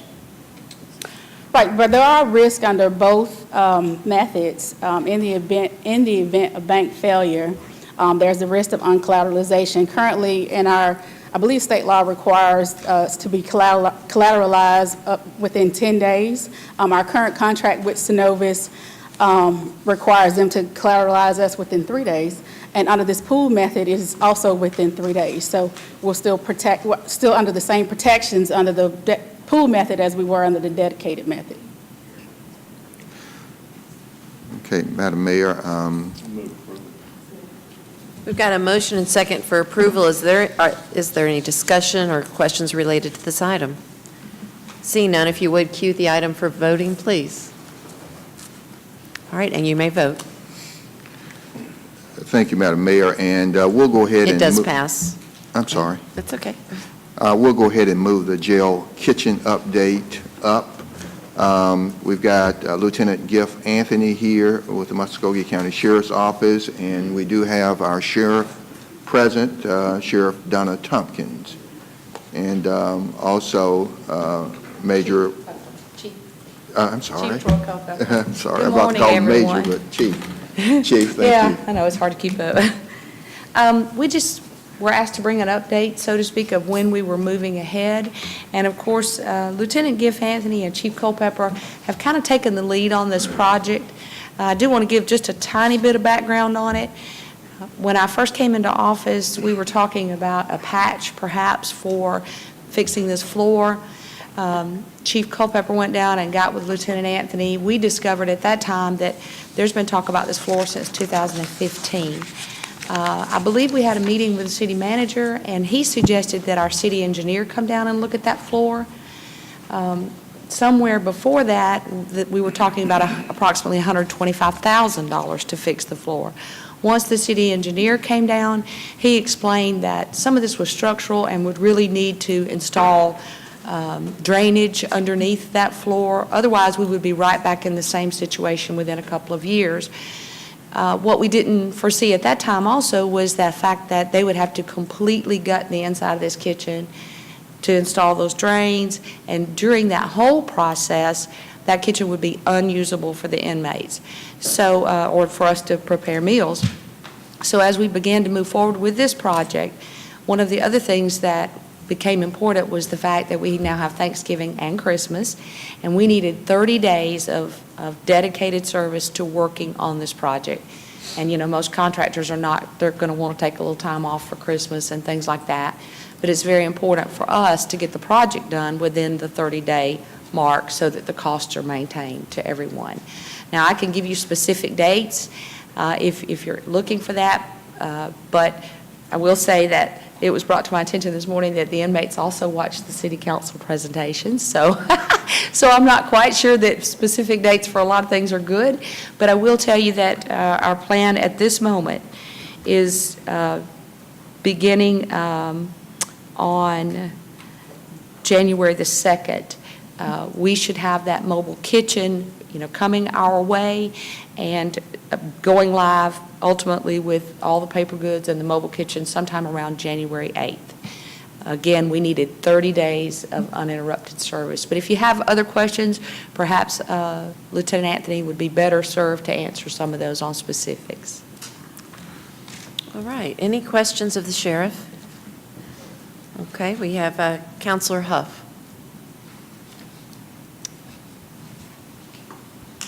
All right. Just a quick comment. Good morning. Thank you all for being here. I appreciate that last comment for you protecting dates. I'm always nervous because they watch us as much as everybody else. They do, yes, sir. Yeah, so we need to kind of stay in that realm of doing business. Yes. Thank you. Yes, sir. Okay.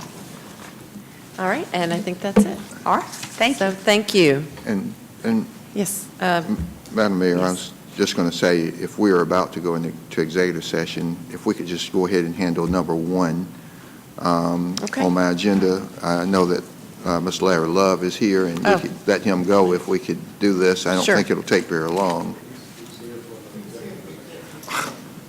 All right. All right. That's, well, if he's got to stay, why don't we go ahead and get the executive session, because we've got other people who are waiting. So I'll entertain a motion for executive session. All right, and this is a motion to go into executive session on matters of personnel and potential litigation. All those in favor, please state aye. Any opposed? All right, if you would please clear the chambers. We are out of executive session on matters of personnel and potential litigation. No votes were taken. And at this time, Mr. Fay, did you have something?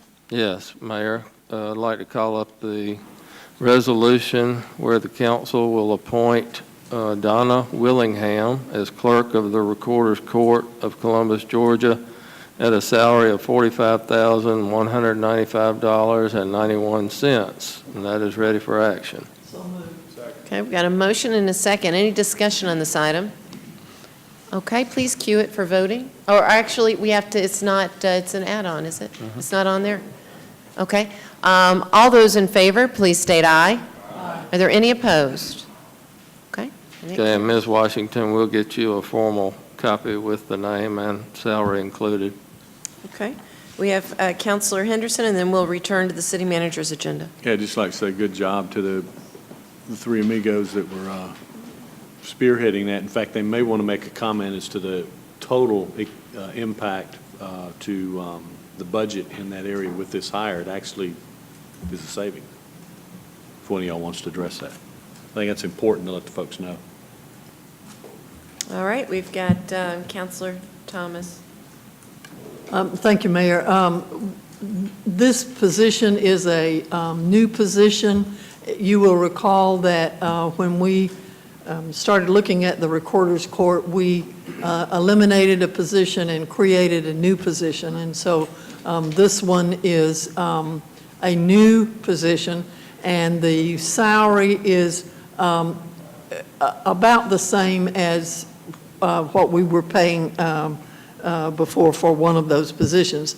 Ms. Willingham has a wealth of experience in managing in courtrooms, in courts, I'm sorry, and she brings to us several of the skills that we have been looking for in Recorder's Court.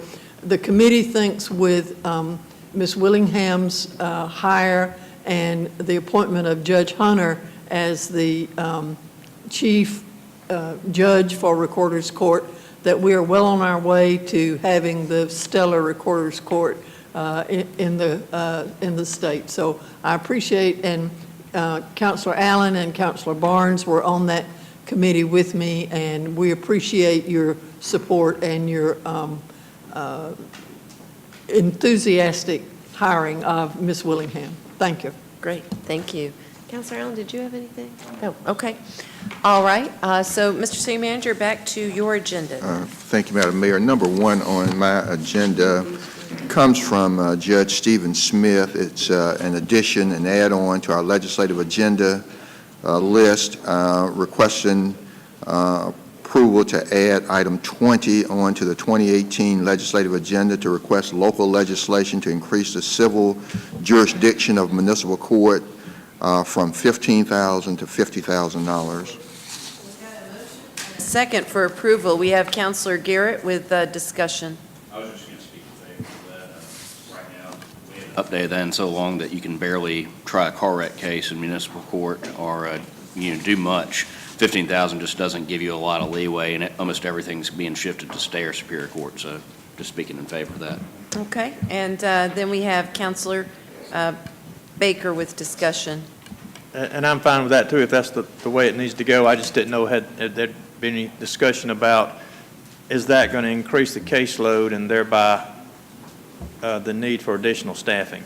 That was my only concern. And I know, can Larry speak to that or someone speak to it? That's Staffing, no? Okay. I didn't know if that Yeah, had come that's up in any of Not the same court. It's not the same court. I didn't know if that had come up in any of the conversations, but that was my only concern. But if it has to go to the agenda anyway, that's fine. Okay, so that's a motion and second. Discussion is concluded. If you'll cue that for voting, please. Clifton, did you have something? I was just going to say that if this is done by the legislature, it may all balance out because some of the cases that go to state and Superior Court may just move over to municipal court for civil matters that are under that $50,000. So in the wash, it may balance out. There are only two other courts like ours, Richmond and Macon, have similar civil courts with 45,000 jurisdiction, but hopefully it won't add terribly, to the current staffing, and it may alleviate some of the problems in the other courts. So. Great, okay. All right, if you would, cue that for voting, and you may record your votes electronically.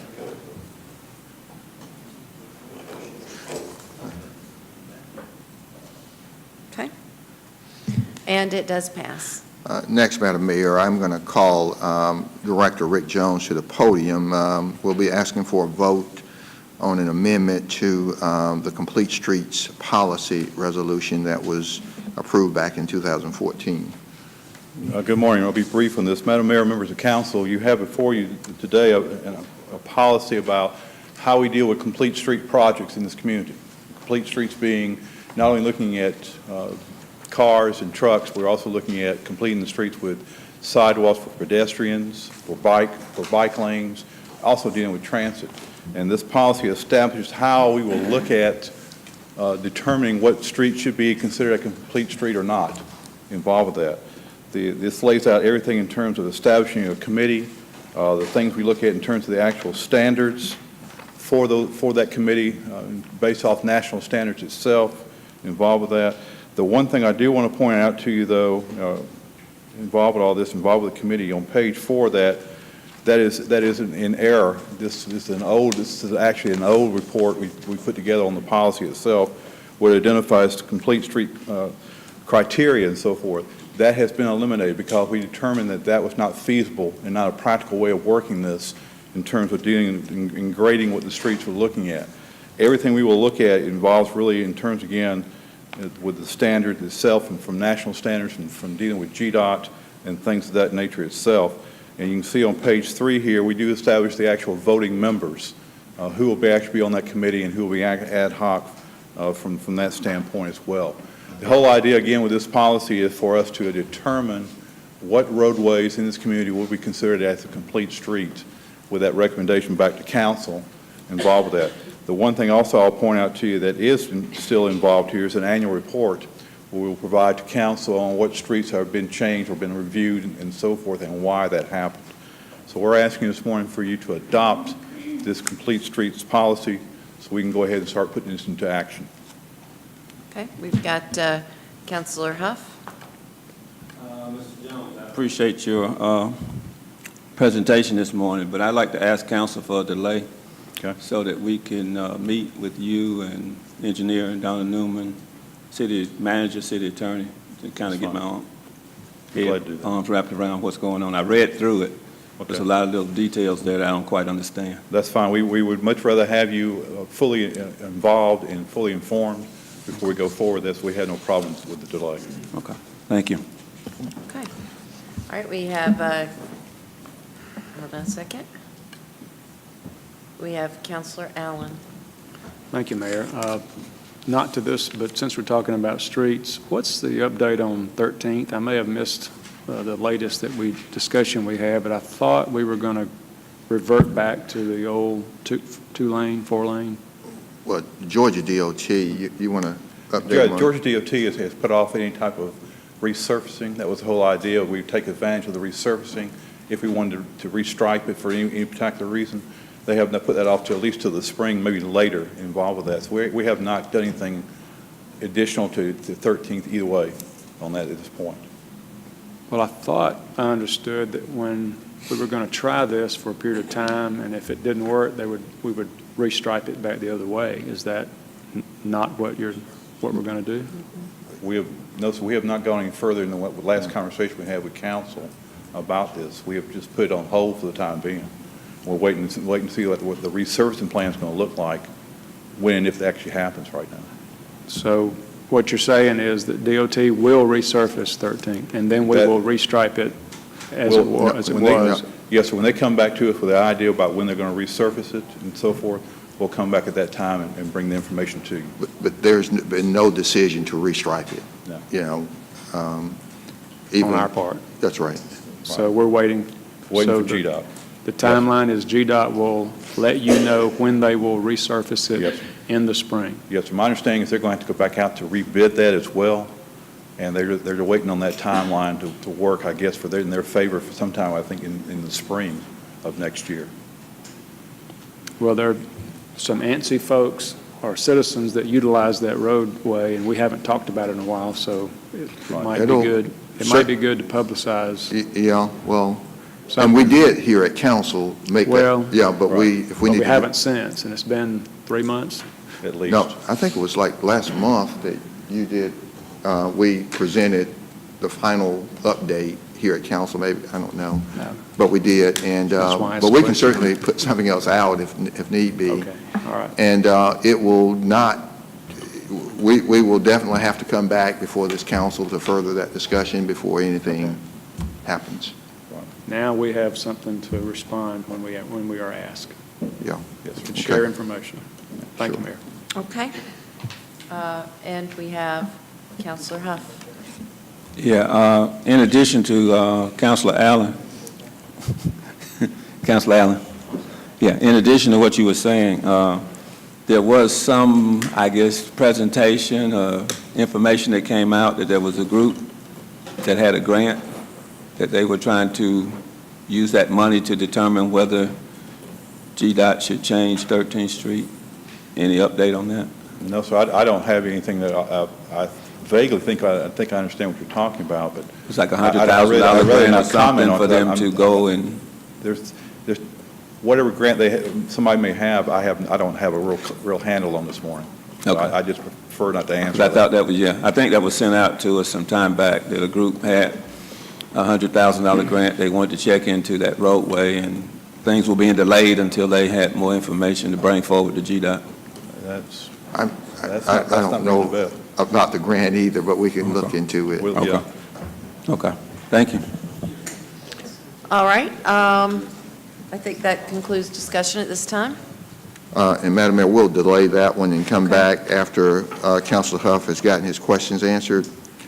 So with that, I'm going to go on to number 3 on my agenda. It's lease agreement, 919 Lawyers Lane and 2401 Buena Vista Road. Comes from Community Reinvestment, but we're requesting to renew a lease agreement with New Horizons to lease these buildings for $3,394 per month for an additional 5 years. And the lease includes maintenance and property insurance. The tenant is responsible for utilities and liability insurance. And the tenant pays the city $55.87 per month for maintenance and property insurance. Okay, we've got a motion. Is there a second? Okay, we have Counselor Thomas with discussion. Mr. City Manager, is this the current lease amount? Yes. Okay, thank you. Okay. All right, with that, we will cue the item for voting, and you may record your votes electronically. Okay, and it does pass. Wait a minute. Counselor Garrett has stepped away, so we're good. Next, I have unused sick leave payment. This happens annually for us. The employees look forward to it. Requesting council authorize payment to employees for unused sick leave in accordance with our city code of ordinances. Got a motion and second for approval. Any discussion related to this item? Okay, Bruce, if you'll cue this for voting, and you may record your votes electronically. It passes. Bless you. Okay, I've got purchases. I've got office supplies. Asking you to approve the purchase of high-usage office supplies as well as... Got a motion and second to approve items A through F. Any discussion related to any of these particular items? Okay, seeing none, Bruce, if you'll cue those for voting, items A through F, and you may record your votes.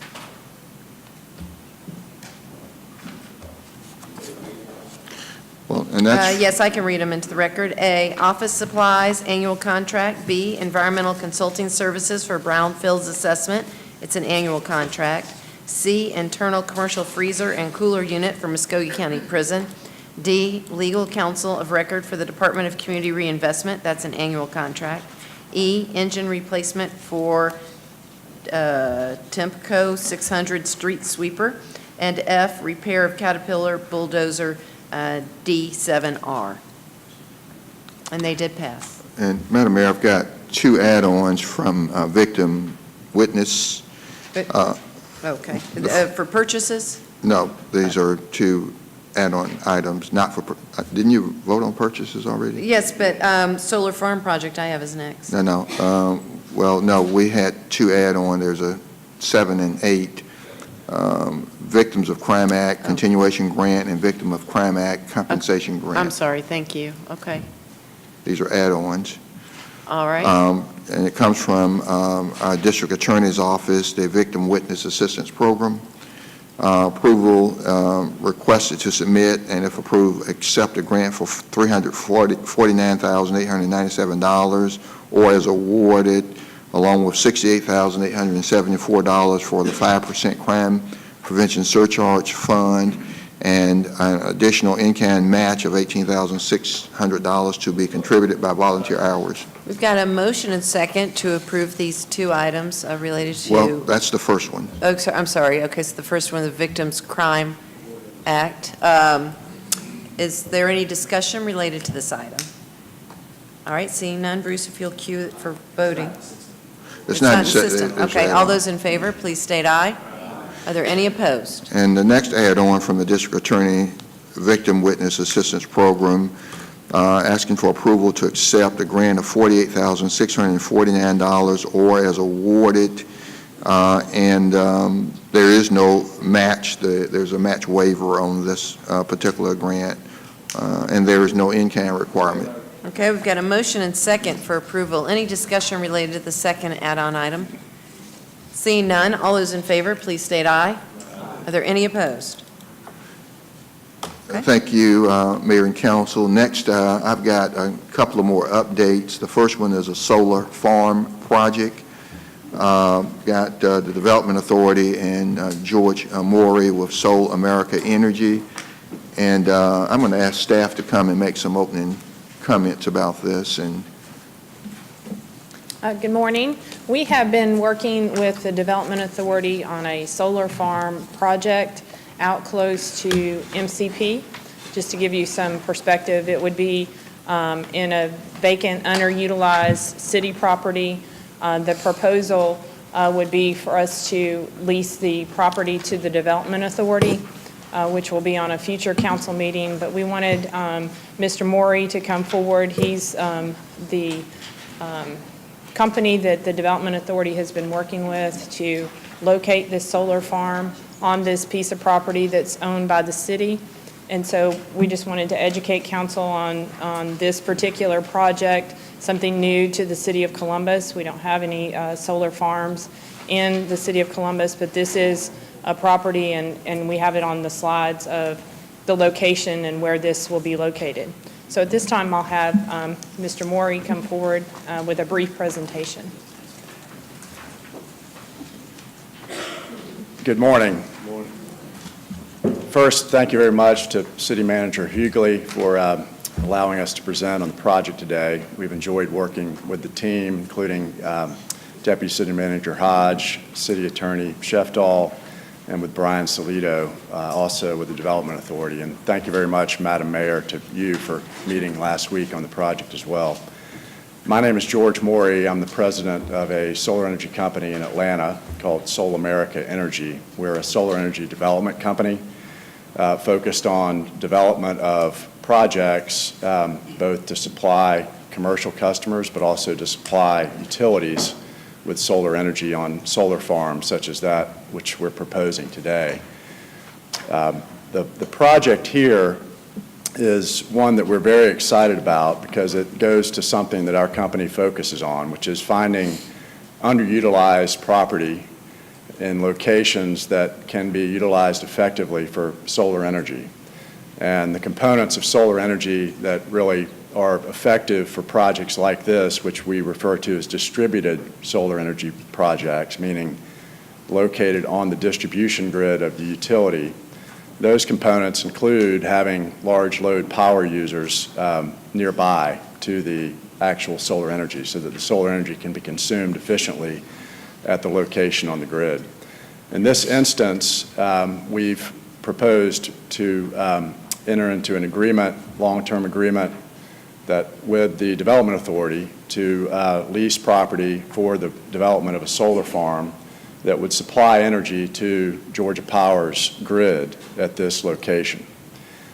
So this would be effectively, if you kind of think about it as an urban solar farm, located on property that really, we would argue is underutilized in an area that is got a lot going on in the city of Columbus, right there along Technology Parkway, where the city is working to recruit lots of large employers who also are very driven to embrace things around clean energy, renewable energy these days.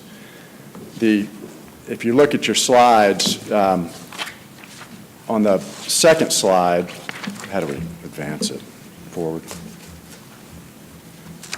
That's just a brief overview of our company. We did develop and are majority owners in a solar farm at Jimmy Carter's land in Plains, Georgia, just down the street. We've got substantial experience with Georgia Power programs similar to that we're pursuing here. An overview of this site. So this project would be up to 2 megawatts in size under Georgia Power Renewable Energy Development Initiative, which is the name of their most recent distributed energy solar program. The estimated solar production from the 2 megawatt project would be just over 3.4 million kilowatt hours annually. That's a pretty healthy load of solar power that would be infused into the distribution grid at the location. That's enough solar energy to power approximately 265 homes per year with electrical needs. Importantly here, these projects, this project in particular, will produce substantial revenue for the city county through both a solar land lease and also significant tax revenue on the capital investment. The combination of those two revenue streams would produce over $1 million in combined revenue over the system's life. In our view, we believe this is an innovative and highest and best use of underutilized land along Technology Parkway and an exciting renewable energy or green initiative for the city of Columbus. If you look at your next slide, this is an aerial view of the proposed project design. And we are proposing a single-axis tracker solar system. So the distinction between the two most common types of solar farms are either fixed tilt solar panels, where typically the panels are oriented due south and they're fixed in place. But here we're proposing, and based on the topography of the land, we believe the design is best suited for a single-axis tracker system, where the system will have essentially motors that power the rods that support the panels, and the panels start off on the east where the sun rises each day, and those motors tilt the panels electronically to the west and track the sun throughout the day. The advantage of these projects are that they produce more power in the fact that they track the sun. They are more costly. Of course, that serves to the city county's benefit from a tax revenue standpoint. Describing the layout a bit, you see at the northern part, we would connect to Georgia Power's three-phase distribution line there along the roadway to the north of the site. And the site would lay out as shown. There is a drainage way that splits the site, which we think also impacts its ability to be developed for other purposes. And particularly the western portion of the site is challenged from a topography standpoint with pretty significant slopes that may be difficult for development, but in this case set up okay for us to install the posts to support the solar array. Going to the next slide, this just is included to show a broader perspective of where we're proposing this. We believe that this location is a good one from a standpoint of being proximate and really encapsulated within commercial uses or government uses and away from residential use. So from this standpoint, we think it's a positive location. Also, given its proximity to Technology Parkway, we believe it becomes, a project that the city can promote from a standpoint of users along that roadway being proximate to a clean energy solar array. That's the overview I wanted to provide, and very grateful for being able to present today. So, Madam Mayor, I'm going to ask Deputy City Manager Hodge to come back to the podium. And this property is property that is not usable for other opportunities. But I want you to talk about the benefit to the city as a result if we move forward with this. Sure. And just to make sure you're oriented to the site, this here on the north side is MCP. Can you mark it? This would be MCP.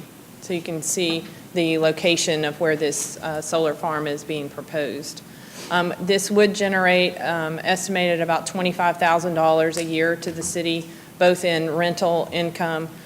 Even though this will go through the Development Authority, the city will receive the lease revenue from this particular lease agreement, as well as the real property or property tax revenue, totaling about $25,000 per year.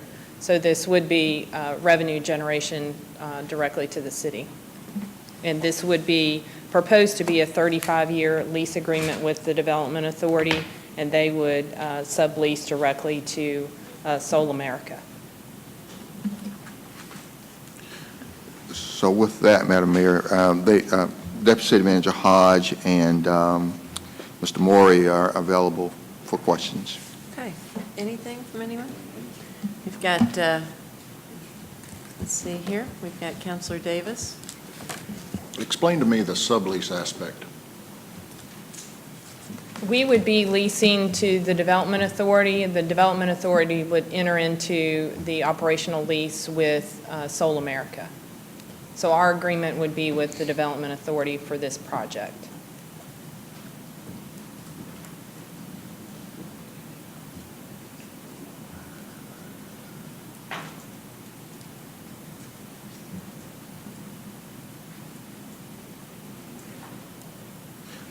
Are there other questions, Madam Mayor?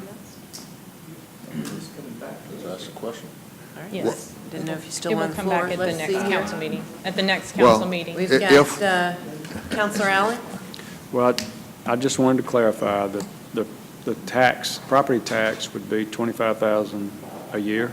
The total between the lease payments and the property tax is projected at about $25,000 per year. Okay, well, the way you presented it, I was thinking 50,000, 25 on each one. But, so the lease and the property taxes will generate $25,000. Right, for this property that's essentially is underutilized at this point in time. And you said a 39-year lease? 35-year lease with the 35-year Development lease. Authority. Okay, thank you. Okay. All right, and we've got Councilor Huff. Do the math one more time. On the lease. The math one more time. It's $25,000 a year in total between the lease payments and the property tax revenue. And we'll provide a more detailed. Oh, okay, property tax revenue. And the lease Deduct the payment. lease amount, okay. We'll provide that at the next council Yeah. meeting as part of the agreement with the Development Authority, the specific revenues that would be generated.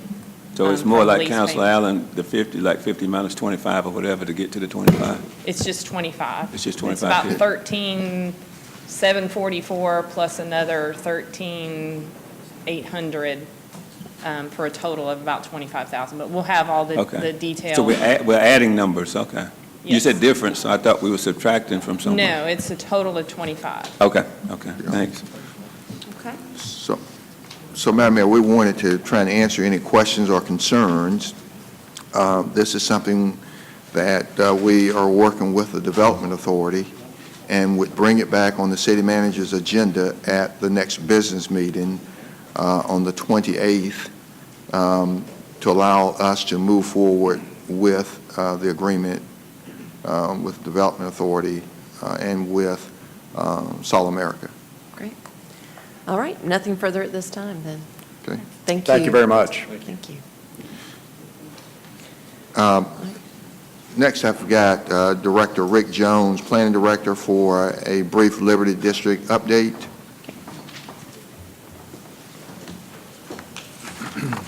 Good morning again. We wanted to come this morning and share with you some of the conversations we've had in our meetings and whatnot over the last several months, and go forward from that standpoint.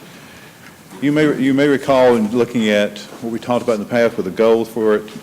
We're trying to outline really in terms of everything we got going with the planning process, what that area really could become. Some of the goals we had in mind here, of course, are restoring and maintaining the viability of the area, the sense of pride, providing a safe and livable neighborhood. These are all goals and objectives we try to achieve. And really, when we sat down, not really sat down, but when we had the meeting itself and talked with folks, we wanted to know, what is your vision for the area? What should we really be trying to accomplish as a community here for this whole area? Of course, the things like rezoning for designated areas is one of the goals we got on here as well, as long as encouraging really reinvestment back into the Liberty District area itself from that standpoint. You should know that we've had, over the last several months, as I said, we've had 3 public meetings have been held on different occasions. We met on May 30th at the Government Center Annex, on July 11th at the Liberty Theater itself, and then on August 15th we met at the Military Library. 3 separate meetings, pretty much with all the same agenda, just to make sure we covered our bases and gave folks plenty of the opportunity to talk and present their ideas for the area itself. From those public meetings, really, we took away some things that, again, citizens were encouraged to make comments and give us their hopes, their dreams, and their needs for this area. Those comments were recorded, of course, and we've now ready to present them back. The comments we heard, though, came back really in these 4 categories we're going to show you here real quick. In terms of redevelopment, looking at the master plan, the existing master plan for the area itself, what we need in terms of way of economic development, and what can be achieved as far as livability for that area itself. These are the comments we heard back. We're going to start off with redevelopment first, as from that aspect. Lack of funding was a key issue here, we heard, in terms of the redevelopment activities, not only from the city, but from redevelopment activities from developers themselves, in terms of coming back to it. A lot of folks felt that they were being left out of the process. That was especially this master planning process. Again, that was the idea of having these meetings to begin with, is to make sure they were included in that. The timeline itself, some were saying it was just taking really too long for things to happen. We give them a timeline, and they would say, well, that's way too long. They were just impatient, really, and understandably so. But we have to work through that process as well. Future parking concerns was an issue that was brought up to us. The preservation of history and culture in this area in particular was a key item that folks wanted to make sure we took care of. And then this idea, again, of a lack of an investment, not seeing any real investment in terms of things that have happened over the years, whether it be the improvement to the infrastructure to the area itself, or in terms of the city buying property itself.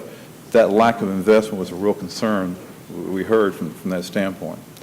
Under the master plan itself, there is an actual plan for the Liberty District itself. And that's one reason we went back out also, is to hear that, to make sure everybody they knew that plan and what it could achieve, and do we need to go further with that. Then we want to make sure any master plan had a history of the area from the standpoint of capturing what has gone on in the past in that area. They were concerned also they'd make sure there were some planned champions, someone that was really going to actually lead this effort. It doesn't have to be necessarily have to be the city. In fact, it probably shouldn't be the city. It needs to be a resident or someone who has an interest in that area to be that champion. Establishment of a Liberty District Committee that would help them get through the process, help them actually start implementing some things that were going on from that process itself. There was also a strong contingency about reusing most of the existing plan itself now, in terms of making sure that we just follow through what we started 5-10 years ago and make sure that plan actually became a reality. There wasn't a whole lot of interest really in reinventing that wheel in terms of starting over the master plan. They really felt like that was the issue that should go forward. And again, this including of minorities in the redevelopment process. Anything we do, anything we try to achieve, of course, it's got to have buy-in from folks that either live in the area or work in the area or have a business interest or whatever. And that's what we intend to try to achieve here from that standpoint. Economic development was also a key factor we heard in terms of comments. We lumped them into this category. Of course, they want to see more commercial development happen in that area. They believe the area is somewhat ripe for that to happen. They want to make sure the income increase in the area itself in terms of seeing payroll or people's jobs, whatever, they got the opportunity to earn a good living in that area itself. We've talked about the use of tax allocation district. That is one, of course. They believe now it needs to be implemented and put in place as far as making that really happen. Of course, for that to happen, we got to have a developer or some interest come in there and want to utilize that tool. The good news about all that is that tool is actually in place now to make that happen. It's just a matter of finding the right person to come or right entity to come in and take care of that. They wanted to make sure, see if there were any additional incentives we could offer. We'll look at that possibility in terms of dealing, again, primarily with the tax allocation district itself. Marketing style developments, they wanted to see things along the lines of our plan unit development, or something comes in that not only encompasses residential uses, but also involves commercial and office operations and well is happening in that area. Grocery stores, of course, were a key factor. Folks saying that they really don't have a convenient way to go shopping especially for groceries in this particular area. And we understand that that was a concern that was raised with us from that standpoint as well. Livability was a key factor also in terms of looking at what we heard from these meetings. Again, the parking concerns, dealing with the African-American culture and preserving that and taking care of that. Flood prevention upgrades. You know, we as a city have spent an enormous amount of money over the years in terms of helping and trying to improve the flooding conditions along there. One of the key factors we've told those folks attending the meeting is we haven't cured that problem. We have certainly made it a lot better than what it was in terms of dealing with flooding issues there. And they're looking also for greater historical and cultural outreach programs. I understand this growing up in Columbus, and better than some, I hope, but not better than those that actually lived and worked in that area. But I understand the real need for us to concentrate on that area, to protect that area, to hopefully bring it back to something what it once was 20, 30, 40 years ago. That's a challenge, but I think it's something we need to be working toward as a community. Also on the livability was making sure we had provided an inclusive community, that we provide for things like better landscaping. I think that the efforts we've made along Fifth has certainly enhanced that. Make sure it has walkability. When we say things like you can walk to the store from your house or walk to work or whatever the case may be. This other one I left on purpose as last, this gentrification issue, is we had folks that came in the meeting and said, we think this is all well and good, but we're afraid we're going to lose our house, that you're going to push us out of the neighborhood when it's all said and done. I can only do so much in terms of trying to reassure them, and I have done that. That's not our intent here. But it's something we need to be mindful about as we go along and when this area does redevelop. Not when or if, but that when it does actually redevelop as a community, make sure we protect those who are living in that area as best we can from that standpoint. Here's our next steps here tonight. We have a public meeting tonight. We're at 6 p.m. We're back at Mildred Terry Library. Again, to present these very findings we're presenting to you first here today, so they understand that we did hear them. We want to make sure we got what we heard was correct, and if there's anything else, they can certainly add to that list involved with that.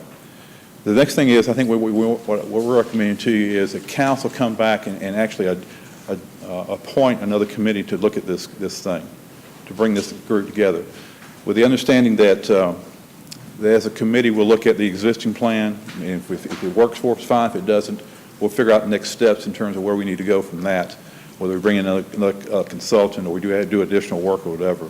The general consensus I'm hearing right now is the existing plan we have works for the most part, or could work. It just needs some fine-tuning. And if that's the case, that's fine, but that's what this committee really needs to bring to us. Now, all the representatives, of course, have to come from the Liberty area. In fact, I would encourage they don't, because there are going to be some outside interest, I hope, that's going to be involved with this area as well. I want to see it come back to full fruition. So we're looking at that, and we'd ask again, much like we did with the comprehensive plan, we provide that citizen group together as a committee itself. And then we would ask that we've probably done it, that the committee not be a standing committee from here on out, that they come back with a recommendation to us probably no more than 180 days out. We start this in January. I would hope by June, July, they come back with some recommendations so we can start seeing some real action happen with that. Again, just for those who are watching on TV tonight, we are having another Liberty District meeting tonight. It's at 6 p.m. at the Mildred Terry Library on Veterans. We encourage you to come out. Again, we'll present these findings, and we'll also at that time ask for any additional comments or questions at that point. So, with that, Madam Mayor, We've got Councilor Huff. Director Jones, thank you for the update. Very well done. Very well done. I think you covered most of the major points that were of interest of myself and others. And hopefully the meeting will go well tonight. And will we as a council be trying to put together a large committee, as in everybody appoints a person? You know, what size committee you're looking for? I would think we're just talking about really maybe one member from each council member again, with help from the mayor involved with that as well, for any type of appointment she may want to make. And we'll bring that committee together and work with them and decide how we can go from that, go forward. And then will the group that have been meeting with you, will they have an opportunity like we did the last one? The city manager had 5 appointments. Will they be able to put some people on the committee? Yes, sir, I would think so. I would think they would, and hopefully, would offer some suggestions to each of you as council members in terms of how that would may go. Okay. Well, Thank you. and let me understand the last thing you said. Yeah. About 5, Oh, you know, the last, I guess it's Columbus 2038 or whatever we were working on. 2025? Well, yeah, well, Is it no, our 2025? 2038, yes. Okay. One of them. We all had one Yeah, person. exactly, the same concept. I've asked Yeah, him to and use then that you same had so concept. many that you could put on other than us. Oh, I think you had 5, the mayor had so many, or something like that. The Yeah, comprehensive, right. yeah. I was just saying, would the group have the opportunity to place some people on the committee besides the council, that's all? Well, let us come back. I've asked him to use that as the model for appointing the Liberty District Committee. The same thing he did there. Okay. I've asked him to do that same very thing here, although I'm not really interested in appointing 5. Oh, no, I was just using it as an example. Okay. Will the group at the Liberty be the same as you, the city manager, that they will get to put people on the committee? That's what I was saying. Yeah.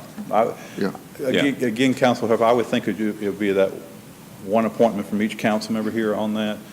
Again, I think that the city manager has alluded to, though, we need to make sure that that's the right format we want to look at. Okay. We can bring that back to you at the next council meeting, make that work. Well, would you think about that? Yes, sir. So that you can at least share that tonight? Yes, sir. Yeah. So go back and look That's what I'm between now saying. and 6 o'clock. And then the group, Not a problem. whatever number you come up with, that group Yeah. will be able to put along with us X number of people. Right. Yeah, Okay. I thought that comprehensive plan appointment approach, I thought it worked pretty good, Yeah. and that's why I asked him to use that same approach. Yeah, sounds good. Okay, thank you. Okay, we've got, the Mayor Pro Tem. Hold on a second, Mayor Pro Tem? Mr. Downs, what's the boundaries of the Liberty District? The value of the Liberty District? Boundaries. Oh, boundary, I'm sorry. I'm working off memory here, Madam Mayor Pro Tem. It really runs from Victory up to about 11th Street. Then it runs to the, to the west, to Veterans. And then I want to say it runs, It runs from 10th yeah. over to the west side of Veterans. Right. Across the street of Veterans, and then from Victory up to about 11th. Which means there's very little land that you really have to develop. Yes. When Because it's you- just left between where the Liberty Theater is now, between 10th Avenue and 5th Avenue. Well, I think you're absolutely correct in that, but in that land area, you can actually do a lot in a small area. I think about how much land area around Broad Street from 9th to 15th. You know, it's not a lot of land area, but you got a lot there. And so I don't know what will happen with the Liberty District as a whole, but I think you can do a lot with a little bit of land if you do it right.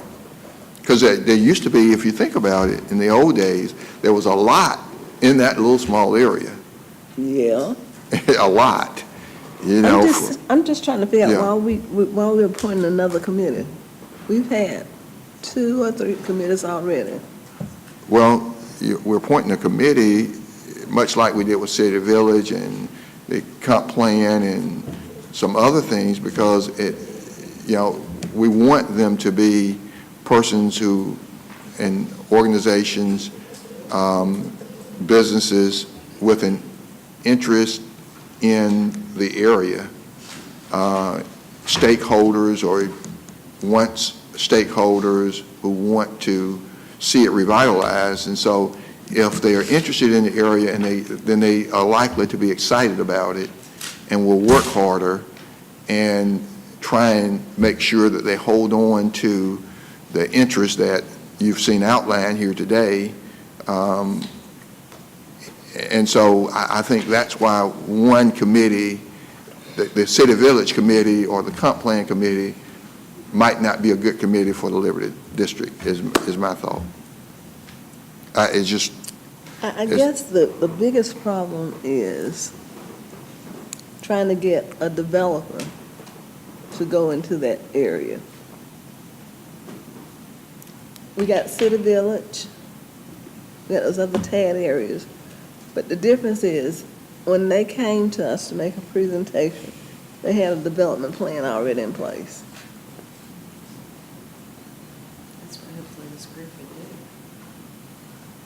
do. Isn't that the point of what this group would do, is actually get a specific development plan in place? Because what exists for the Liberty District goes back 20-something years, and it was largely emphasized infrastructure, and that infrastructure has been largely put in, and so it's almost like you need another more specified plan. Is that, I thought that was the... Yes, ma'am. I believe that that's something in line what we're trying to achieve here.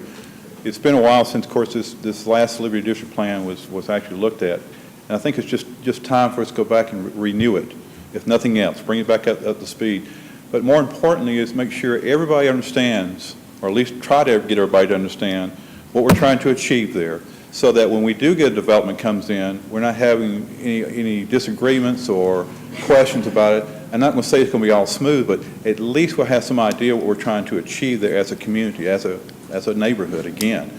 And I really don't know that it hurts us in any way to have that conversation. In fact, I would encourage it.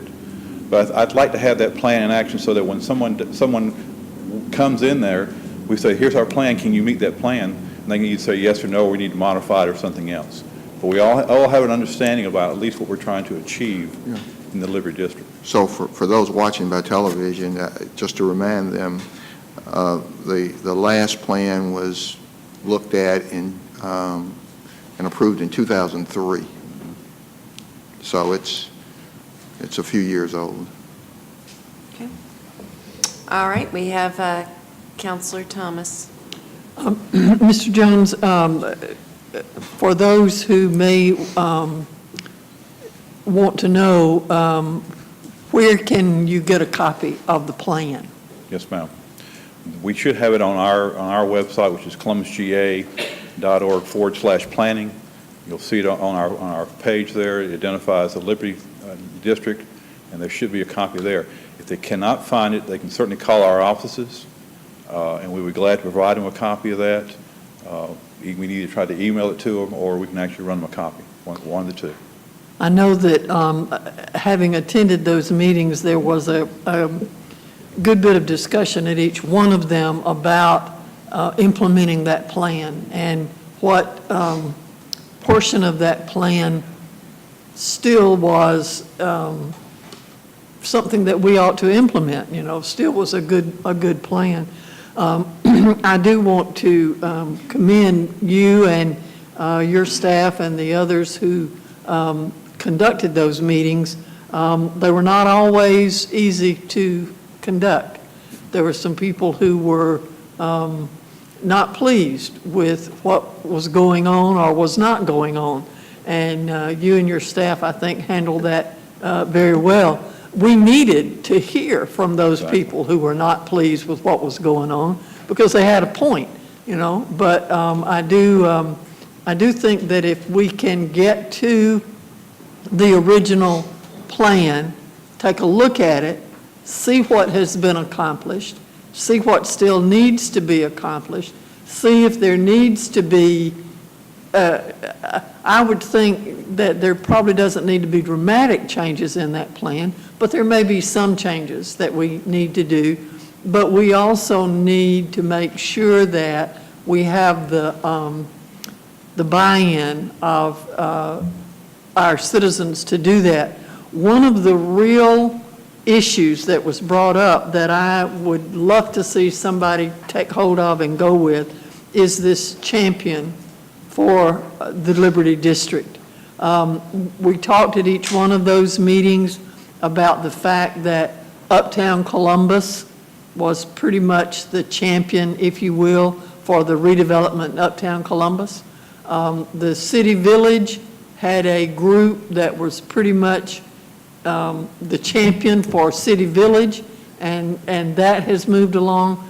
There's not been a specific designated, if you will, identified group or champion for the Liberty District. And it would be a tremendous aid, I think, in getting all of these things that you're talking about moving, if there was such a group, and if there's anybody interested in putting such a group together, I think that we have the resources to assist in putting such a group together, and it would make a big difference in what happens in the Liberty District. But again, I just want to compliment you and your staff for a job well done. Thank you very much. I think you're spot on in terms of the idea of somebody that's going to have buy-in into this other than the city. I know the city manager has made that recommendation, and I've also spoken to representatives of the Uptown Inc. as possible, being mentors to bring somebody together on this so they can do basically some of the same thing. And they have so far been amenable to that idea. We need to reach out to them again and ask that question again. But I would think somebody's got to be the champion of this, as you said. And that's the whole idea, I think, have these meetings, get everybody to understand that we do have that total buy-in when it's all said and done. Okay, that concludes comment. Thank you, Rick. So, Madam Mayor, we hope that people are listening and will Okay, come out we've got a, tonight. well, why don't you finish, and then we got counselors, I think, that want to say something, but go ahead, yes. Go ahead. No, I mean, if you're concluding that, I didn't want people to interrupt each other. Yeah, So what- no, I was just saying, I hope, I thought the comments, questions were done, but I hope that people are listening and will come out to this meeting tonight. We've had 3 meetings, and this meeting will be a meeting that will let the citizens know that here's what we think we heard from you. And we want to know that we heard you accurately, and that when this committee comes together, we can provide them this information that they can move forward in the way based on the direction that we've heard from them, and then it would go from there. All right, we've got Counselor Garrett. Madam Mayor, mine are referrals, so if Councilor Davis is directed towards the Liberty District, I guess he could go first. Okay, Counselor Davis? Thank you. Ms. City Manager, I was waiting patiently to share something about Liberty District with you. One of the things I think is important is just to realize that the developers somewhat are either going to dictate, they're going to figure out what works, what might work, what won't work. So that's important in all this planning as far as from a strategic standpoint. The other thing, too, is to understand that I think that we talk about so much, you know, I just want to caution that we don't get to where we're separating areas of growth, because I somewhat look at it as an ecosystem down in that area, whether it's Bibb City or Uptown or the Liberty District. And, you know, at the end of the day, it just makes sense to me that they're going to wind up supporting each other. Absolutely. And that when you're working from that standpoint, that I think that there should be collaborative efforts so that everybody's working together from that standpoint. Because ultimately, I don't think you're going to create a new master plan or a new plan in an area that's separate from what everybody else is doing. I think that it's all going to kind of support and work, and it's just going to, you know, the pieces of the puzzle is going to all come together to work and flow as like I said earlier, an ecosystem. The one thing out of these meetings that you've been having, you know, and I've attended 1 or 2, you know, and I don't see anything in the presentation about the Housing Authority, but the Housing Authority has a substantial amount of land down there. And, you know, and I'm not so sure their vision aligns with the vision of the city. I just don't know. I have to ask that question today. Maybe that's the question I'm posing, is that somewhere, where do they enter into the picture and play into this? Because, you know, I don't know what their plans are, but it could ultimately work against whatever plans are being discussed and worked on here. So again, I go back to everybody collaborating and working together, but I don't think we've ever talked about a very substantial, a very key piece of property that I believe the Housing Authority owns. And I'm not so sure where it all fits and plays into what we're talking about here. Well, you know, the Housing Authority was an early player in the Liberty District, and things didn't work out with the original plan. And so the old BTW, Booker T. Washington public housing property, as you know, a portion of that has become Civic Commons, and it's a beautiful site. I was down for the grand opening. And then the property along that fronts Victory Drive, Veterans Parkway, and 6th Avenue that backs up to that new development, the intent at this point is that that will be commercial property and for commercial development. And so we're clear on that. And so that's what I know about the Housing Authority property. Now, from the new Civic Commons site going north, I don't believe they own any other property in the Liberty District other than their main office location. They may own some things along Martin Luther King, but that's outside of the Liberty District, and even that their office complex is outside of the Liberty District. It's on the wrong side of 10th, if you will. So I think that's the only property that they continue to own at Victory, Veterans, and 6th, that property that's intended to be for commercial use, commercial development use. But after they were involved, and then when they went at it alone and did the Civic Commons, and the other portion of Booker T. Washington went out to the old Chapman homes, they've not been as involved, although Lynn Williams serves on the board at the Liberty Theater, so he is still involved from that standpoint. And I would hope that he would be one that someone would consider to be on this committee, because he knows how to get it done and could be an advisor or critical to that committee. And I agree with you.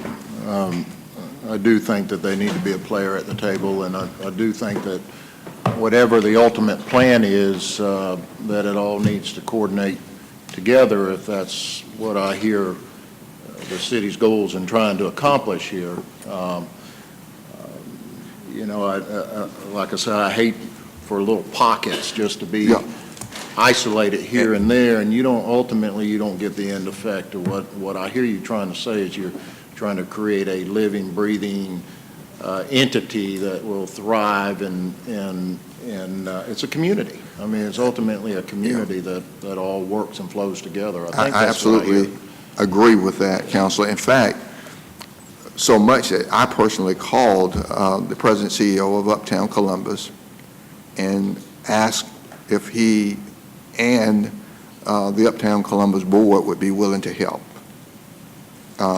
As you heard Director Jones mention, to mentor the committee and be there to answer questions, to do whatever they can do, because I see the Liberty District area as a natural flow between Uptown, Liberty District, and people, in most cases, once it's developed, will not know whether they've transitioned from Uptown over to the Liberty District or vice versa.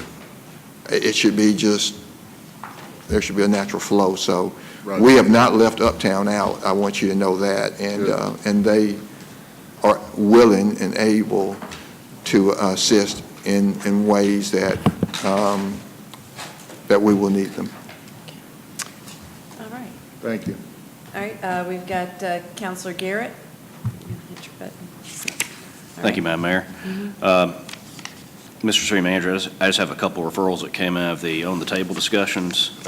One of them I had with several volunteers with Animal Control and PAWS, and it's regarding the Animal Control Advisory Board.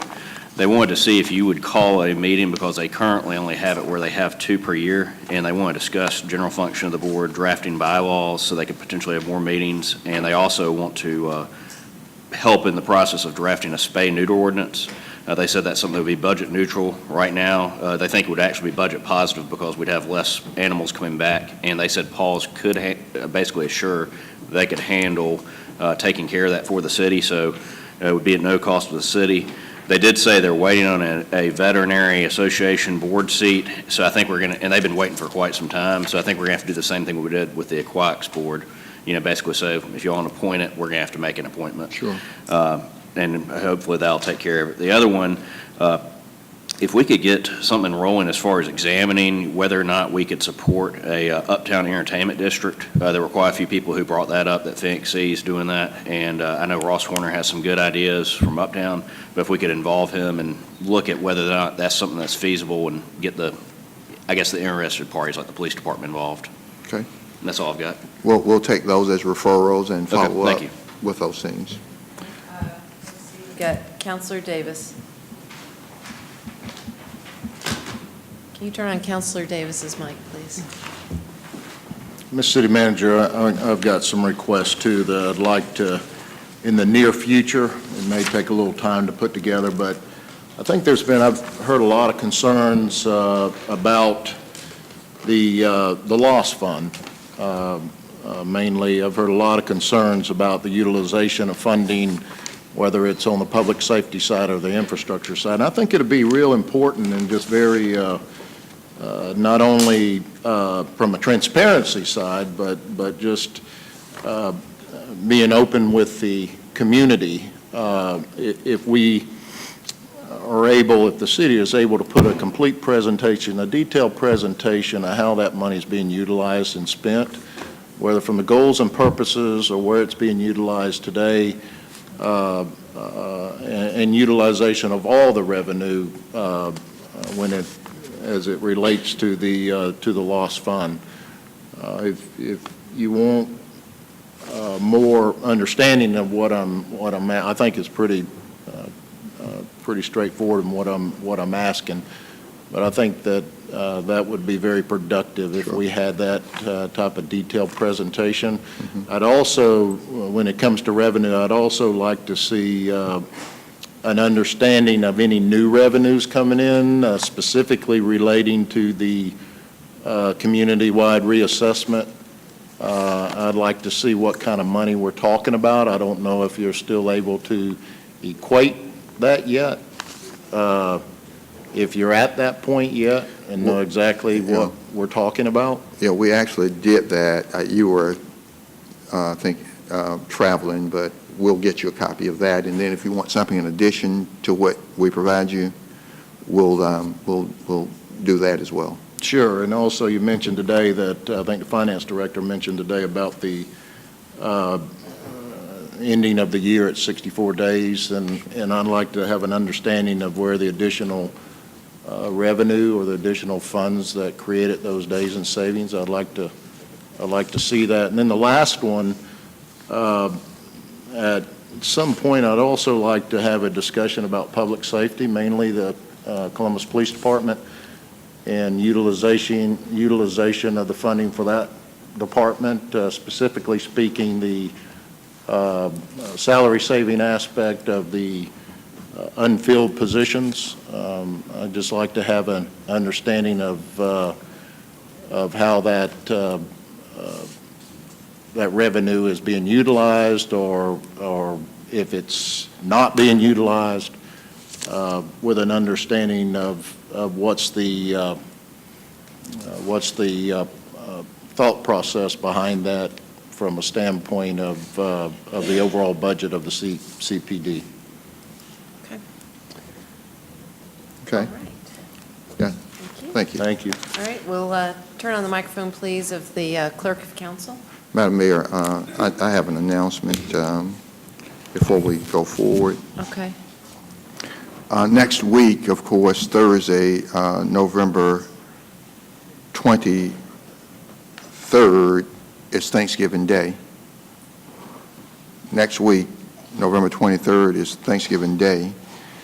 All garbage collection services will be provided on normal schedule except on Thanksgiving Day. If you are accustomed to your garbage being collected on Thursday, which is Thanksgiving Day, we will collect your garbage on Wednesday, the day before Thanksgiving. Otherwise, there are no changes in your service. If you get it Monday, Tuesday, or Friday, there is no change. Do what you've always done. No change Monday, Tuesday, or Friday. On Thanksgiving Day, you will receive service the day before, Wednesday. Wednesday, the day before Thanksgiving, if you are accustomed to service on Thursday. I hope that's pretty clear. The city is open on Friday. We are closed on Friday, but there will be garbage collection Okay. on Friday. Okay, how about that? Okay, that was my question. So everybody's off, but those workers will have to work on the holiday? That's correct. Well, they'll work that Friday. Thursday is Thanksgiving. They'll work the day after Thanksgiving. Okay, but I'm saying the rest of the government's off Thursday and Friday? Yes, And they will have to work on Friday? that's correct. Okay. And we had conversation with Public Works. In fact, I met with them a few weeks back, and pretty much left it in the hands of the director. There was much confusion last Thanksgiving, holiday, if you recall, and basically left it in her hands and said there will be no confusion, and so you can decide to collect on that Friday, understanding no confusion, or you can collect and have no confusion. And so you come back and tell me what you're going to do, and we're going to collect that Friday. For the city employees, do they get paid, is there a holiday pay that they receive? They get compensated for working, yes. Okay. That concludes my agenda. Thank you. If you can turn the light on for the clerk, please. Clerks. It's already on, Madam Mayor Pro Okay. Tem. Madam Mayor Pro Tem and members of council, on the clerk's agenda, items 1 through 4 is information. Item 1 is a memorandum from me advising of upcoming board vacancies on our Historic and Architectural Review Board. Items 2, 3, and 4, these are biographical sketches of nominees for the seat of Mr. Kerry Hand on the Airport Commission, a biographical sketch of Mr. Don Cook, Mr. Larry Derby, and Ms. Diane Preston. Have resolutions to excuse Councilors Davis, Huff, and Woodson from the October 31st meeting. Need a motion to approve. It has been properly moved and second. And do we call these up and we just vote on these? Are these keyed in the system? Okay. All those in favor of that motion, say aye. Any opposes? Thank you. We have, a new taxi cab application of Ms. LaToya Magruder for a taxi cab owner's business license for radio transport. The police department has approved it, needs council's approval. It has been properly motioned and second that we approve the taxi cab application. All those in favor of that motion, say aye. Any opposes? Also, we received correspondence, letter of resignation. Mr. Lawton Grantham is resigning from his seat on the Board of Tax Assessors. Council can receive that resignation.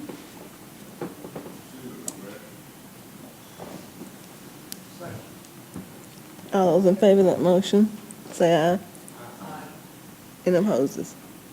Thank you. Also received correspondence from the tree board. They are asking that the seat of Mr. Roger Brown and Miss Ann Wright be declared vacant due to the lack of attendance at the board meetings. It's been properly moved in second. Are there any questions? All those in favor of that motion, say aye. Any opposes? Thank you.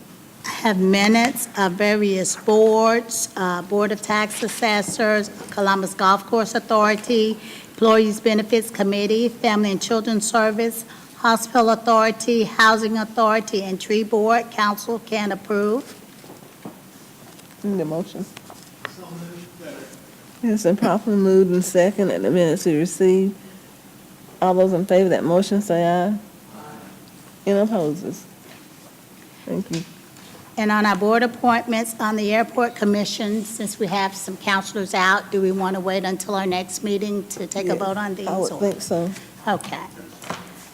And then on our animal control, as Councilor Garrett stated, we are having some difficulty getting a recommendation from our Veterinarian Association. On our Board of Health, Dr. Agawa, Councilor Barnes is renominating her for another term. I'll bring this back at our next meeting for confirmation. Board of Tax Assessors, Mr. Matt Morfield's term will be expiring the end of December. He is eligible and would like to serve again. So, okay. We'll bring this back at our next meeting for confirmation. There might be some others, so you might want to hold off. Okay. On a building authority, we're still trying to get a nominee for that. We've made contact with our chamber and the young professionals, see if we can get some recommendations from them for some of these seats. On our Civic Center Advisory, Councilor Barnes working on the recommendation. And then on our Circle Commission, these seats have been declared vacant. These are council's appointment. Any councilors have any recommendations? Then on a Comprehensive Plan Stakeholders Committee, Mr. City Manager stepped out. Councilor Baker. And we have Councilor Henderson. Cooperative Extension, they're checking to see if Ms. Lewis wants to serve again. She is eligible. Hospital Authority, these three individuals have been renominated. We need 3 nominees for each of these seats, and we'll send it to the authority once we get those other nominees. On our Keep Columbus Beautiful Commission, Councilor Davis is working on a recommendation. Personnel Review Board, Mr. John Rowe, his term will be expiring the end of the year, as well as Ms. Yolanda Summery Sewell. They both are eligible to serve again. On a planning nominate Ms. Sewell. You're going to renominate her? Okay. On our Planning Advisory, Councilor Allen has nominated Mr. Ralph King. He can be confirmed. It's your pleasure. It's been properly moved in second that we confirm Mr. Ralph King. All those in favor say aye. Any opposes? On our Public Safety, Ms. Janice Granville, this is the mayor's nominee. Then our Recreation Advisory, Mr. Jeff Battles, he's not eligible. We'll be making contact. This is the school board's representative. We'll get a recommendation from them. And Councilor Davis, Mr. Gary O'Bruce, it's your nominee.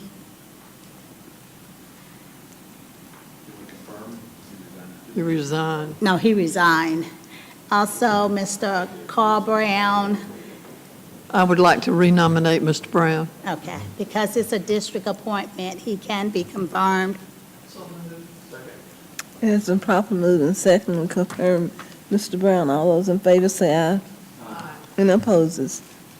And, okay, Ms. Irene Page is also eligible, this Councilor Henderson. On the Medical Center Hospital Authority, Dr. Michael Gorm, term will be expiring the end of December. He is not eligible. We'll need 3 nominees from which we will send these to the authority, and they will select his successor. Youth Advisory, Mr. Garrett Jemison, can be confirmed for District 2. It has been properly moved and second. All those in favor of the motion say aye. Any opposes? And that's all I have, Madam Mayor Pro Tem. I want to ask you a question on the hospital authority. All we need to do is vote to send those to the hospital, right? I'm sorry? All we need to do is, on the hospital authority of Columbus, each one has 3 individuals. So don't we just need to vote to send those to the, Well, we're supposed to have 3 for each of those seats. we do have 3 for each one. Oh, do we have 3? Okay, I'm sorry, yes. We Okay. can you can have a motion, and we can go ahead and send them to the authority. Okay. It has been properly moved and second. All those in favor of that motion say aye.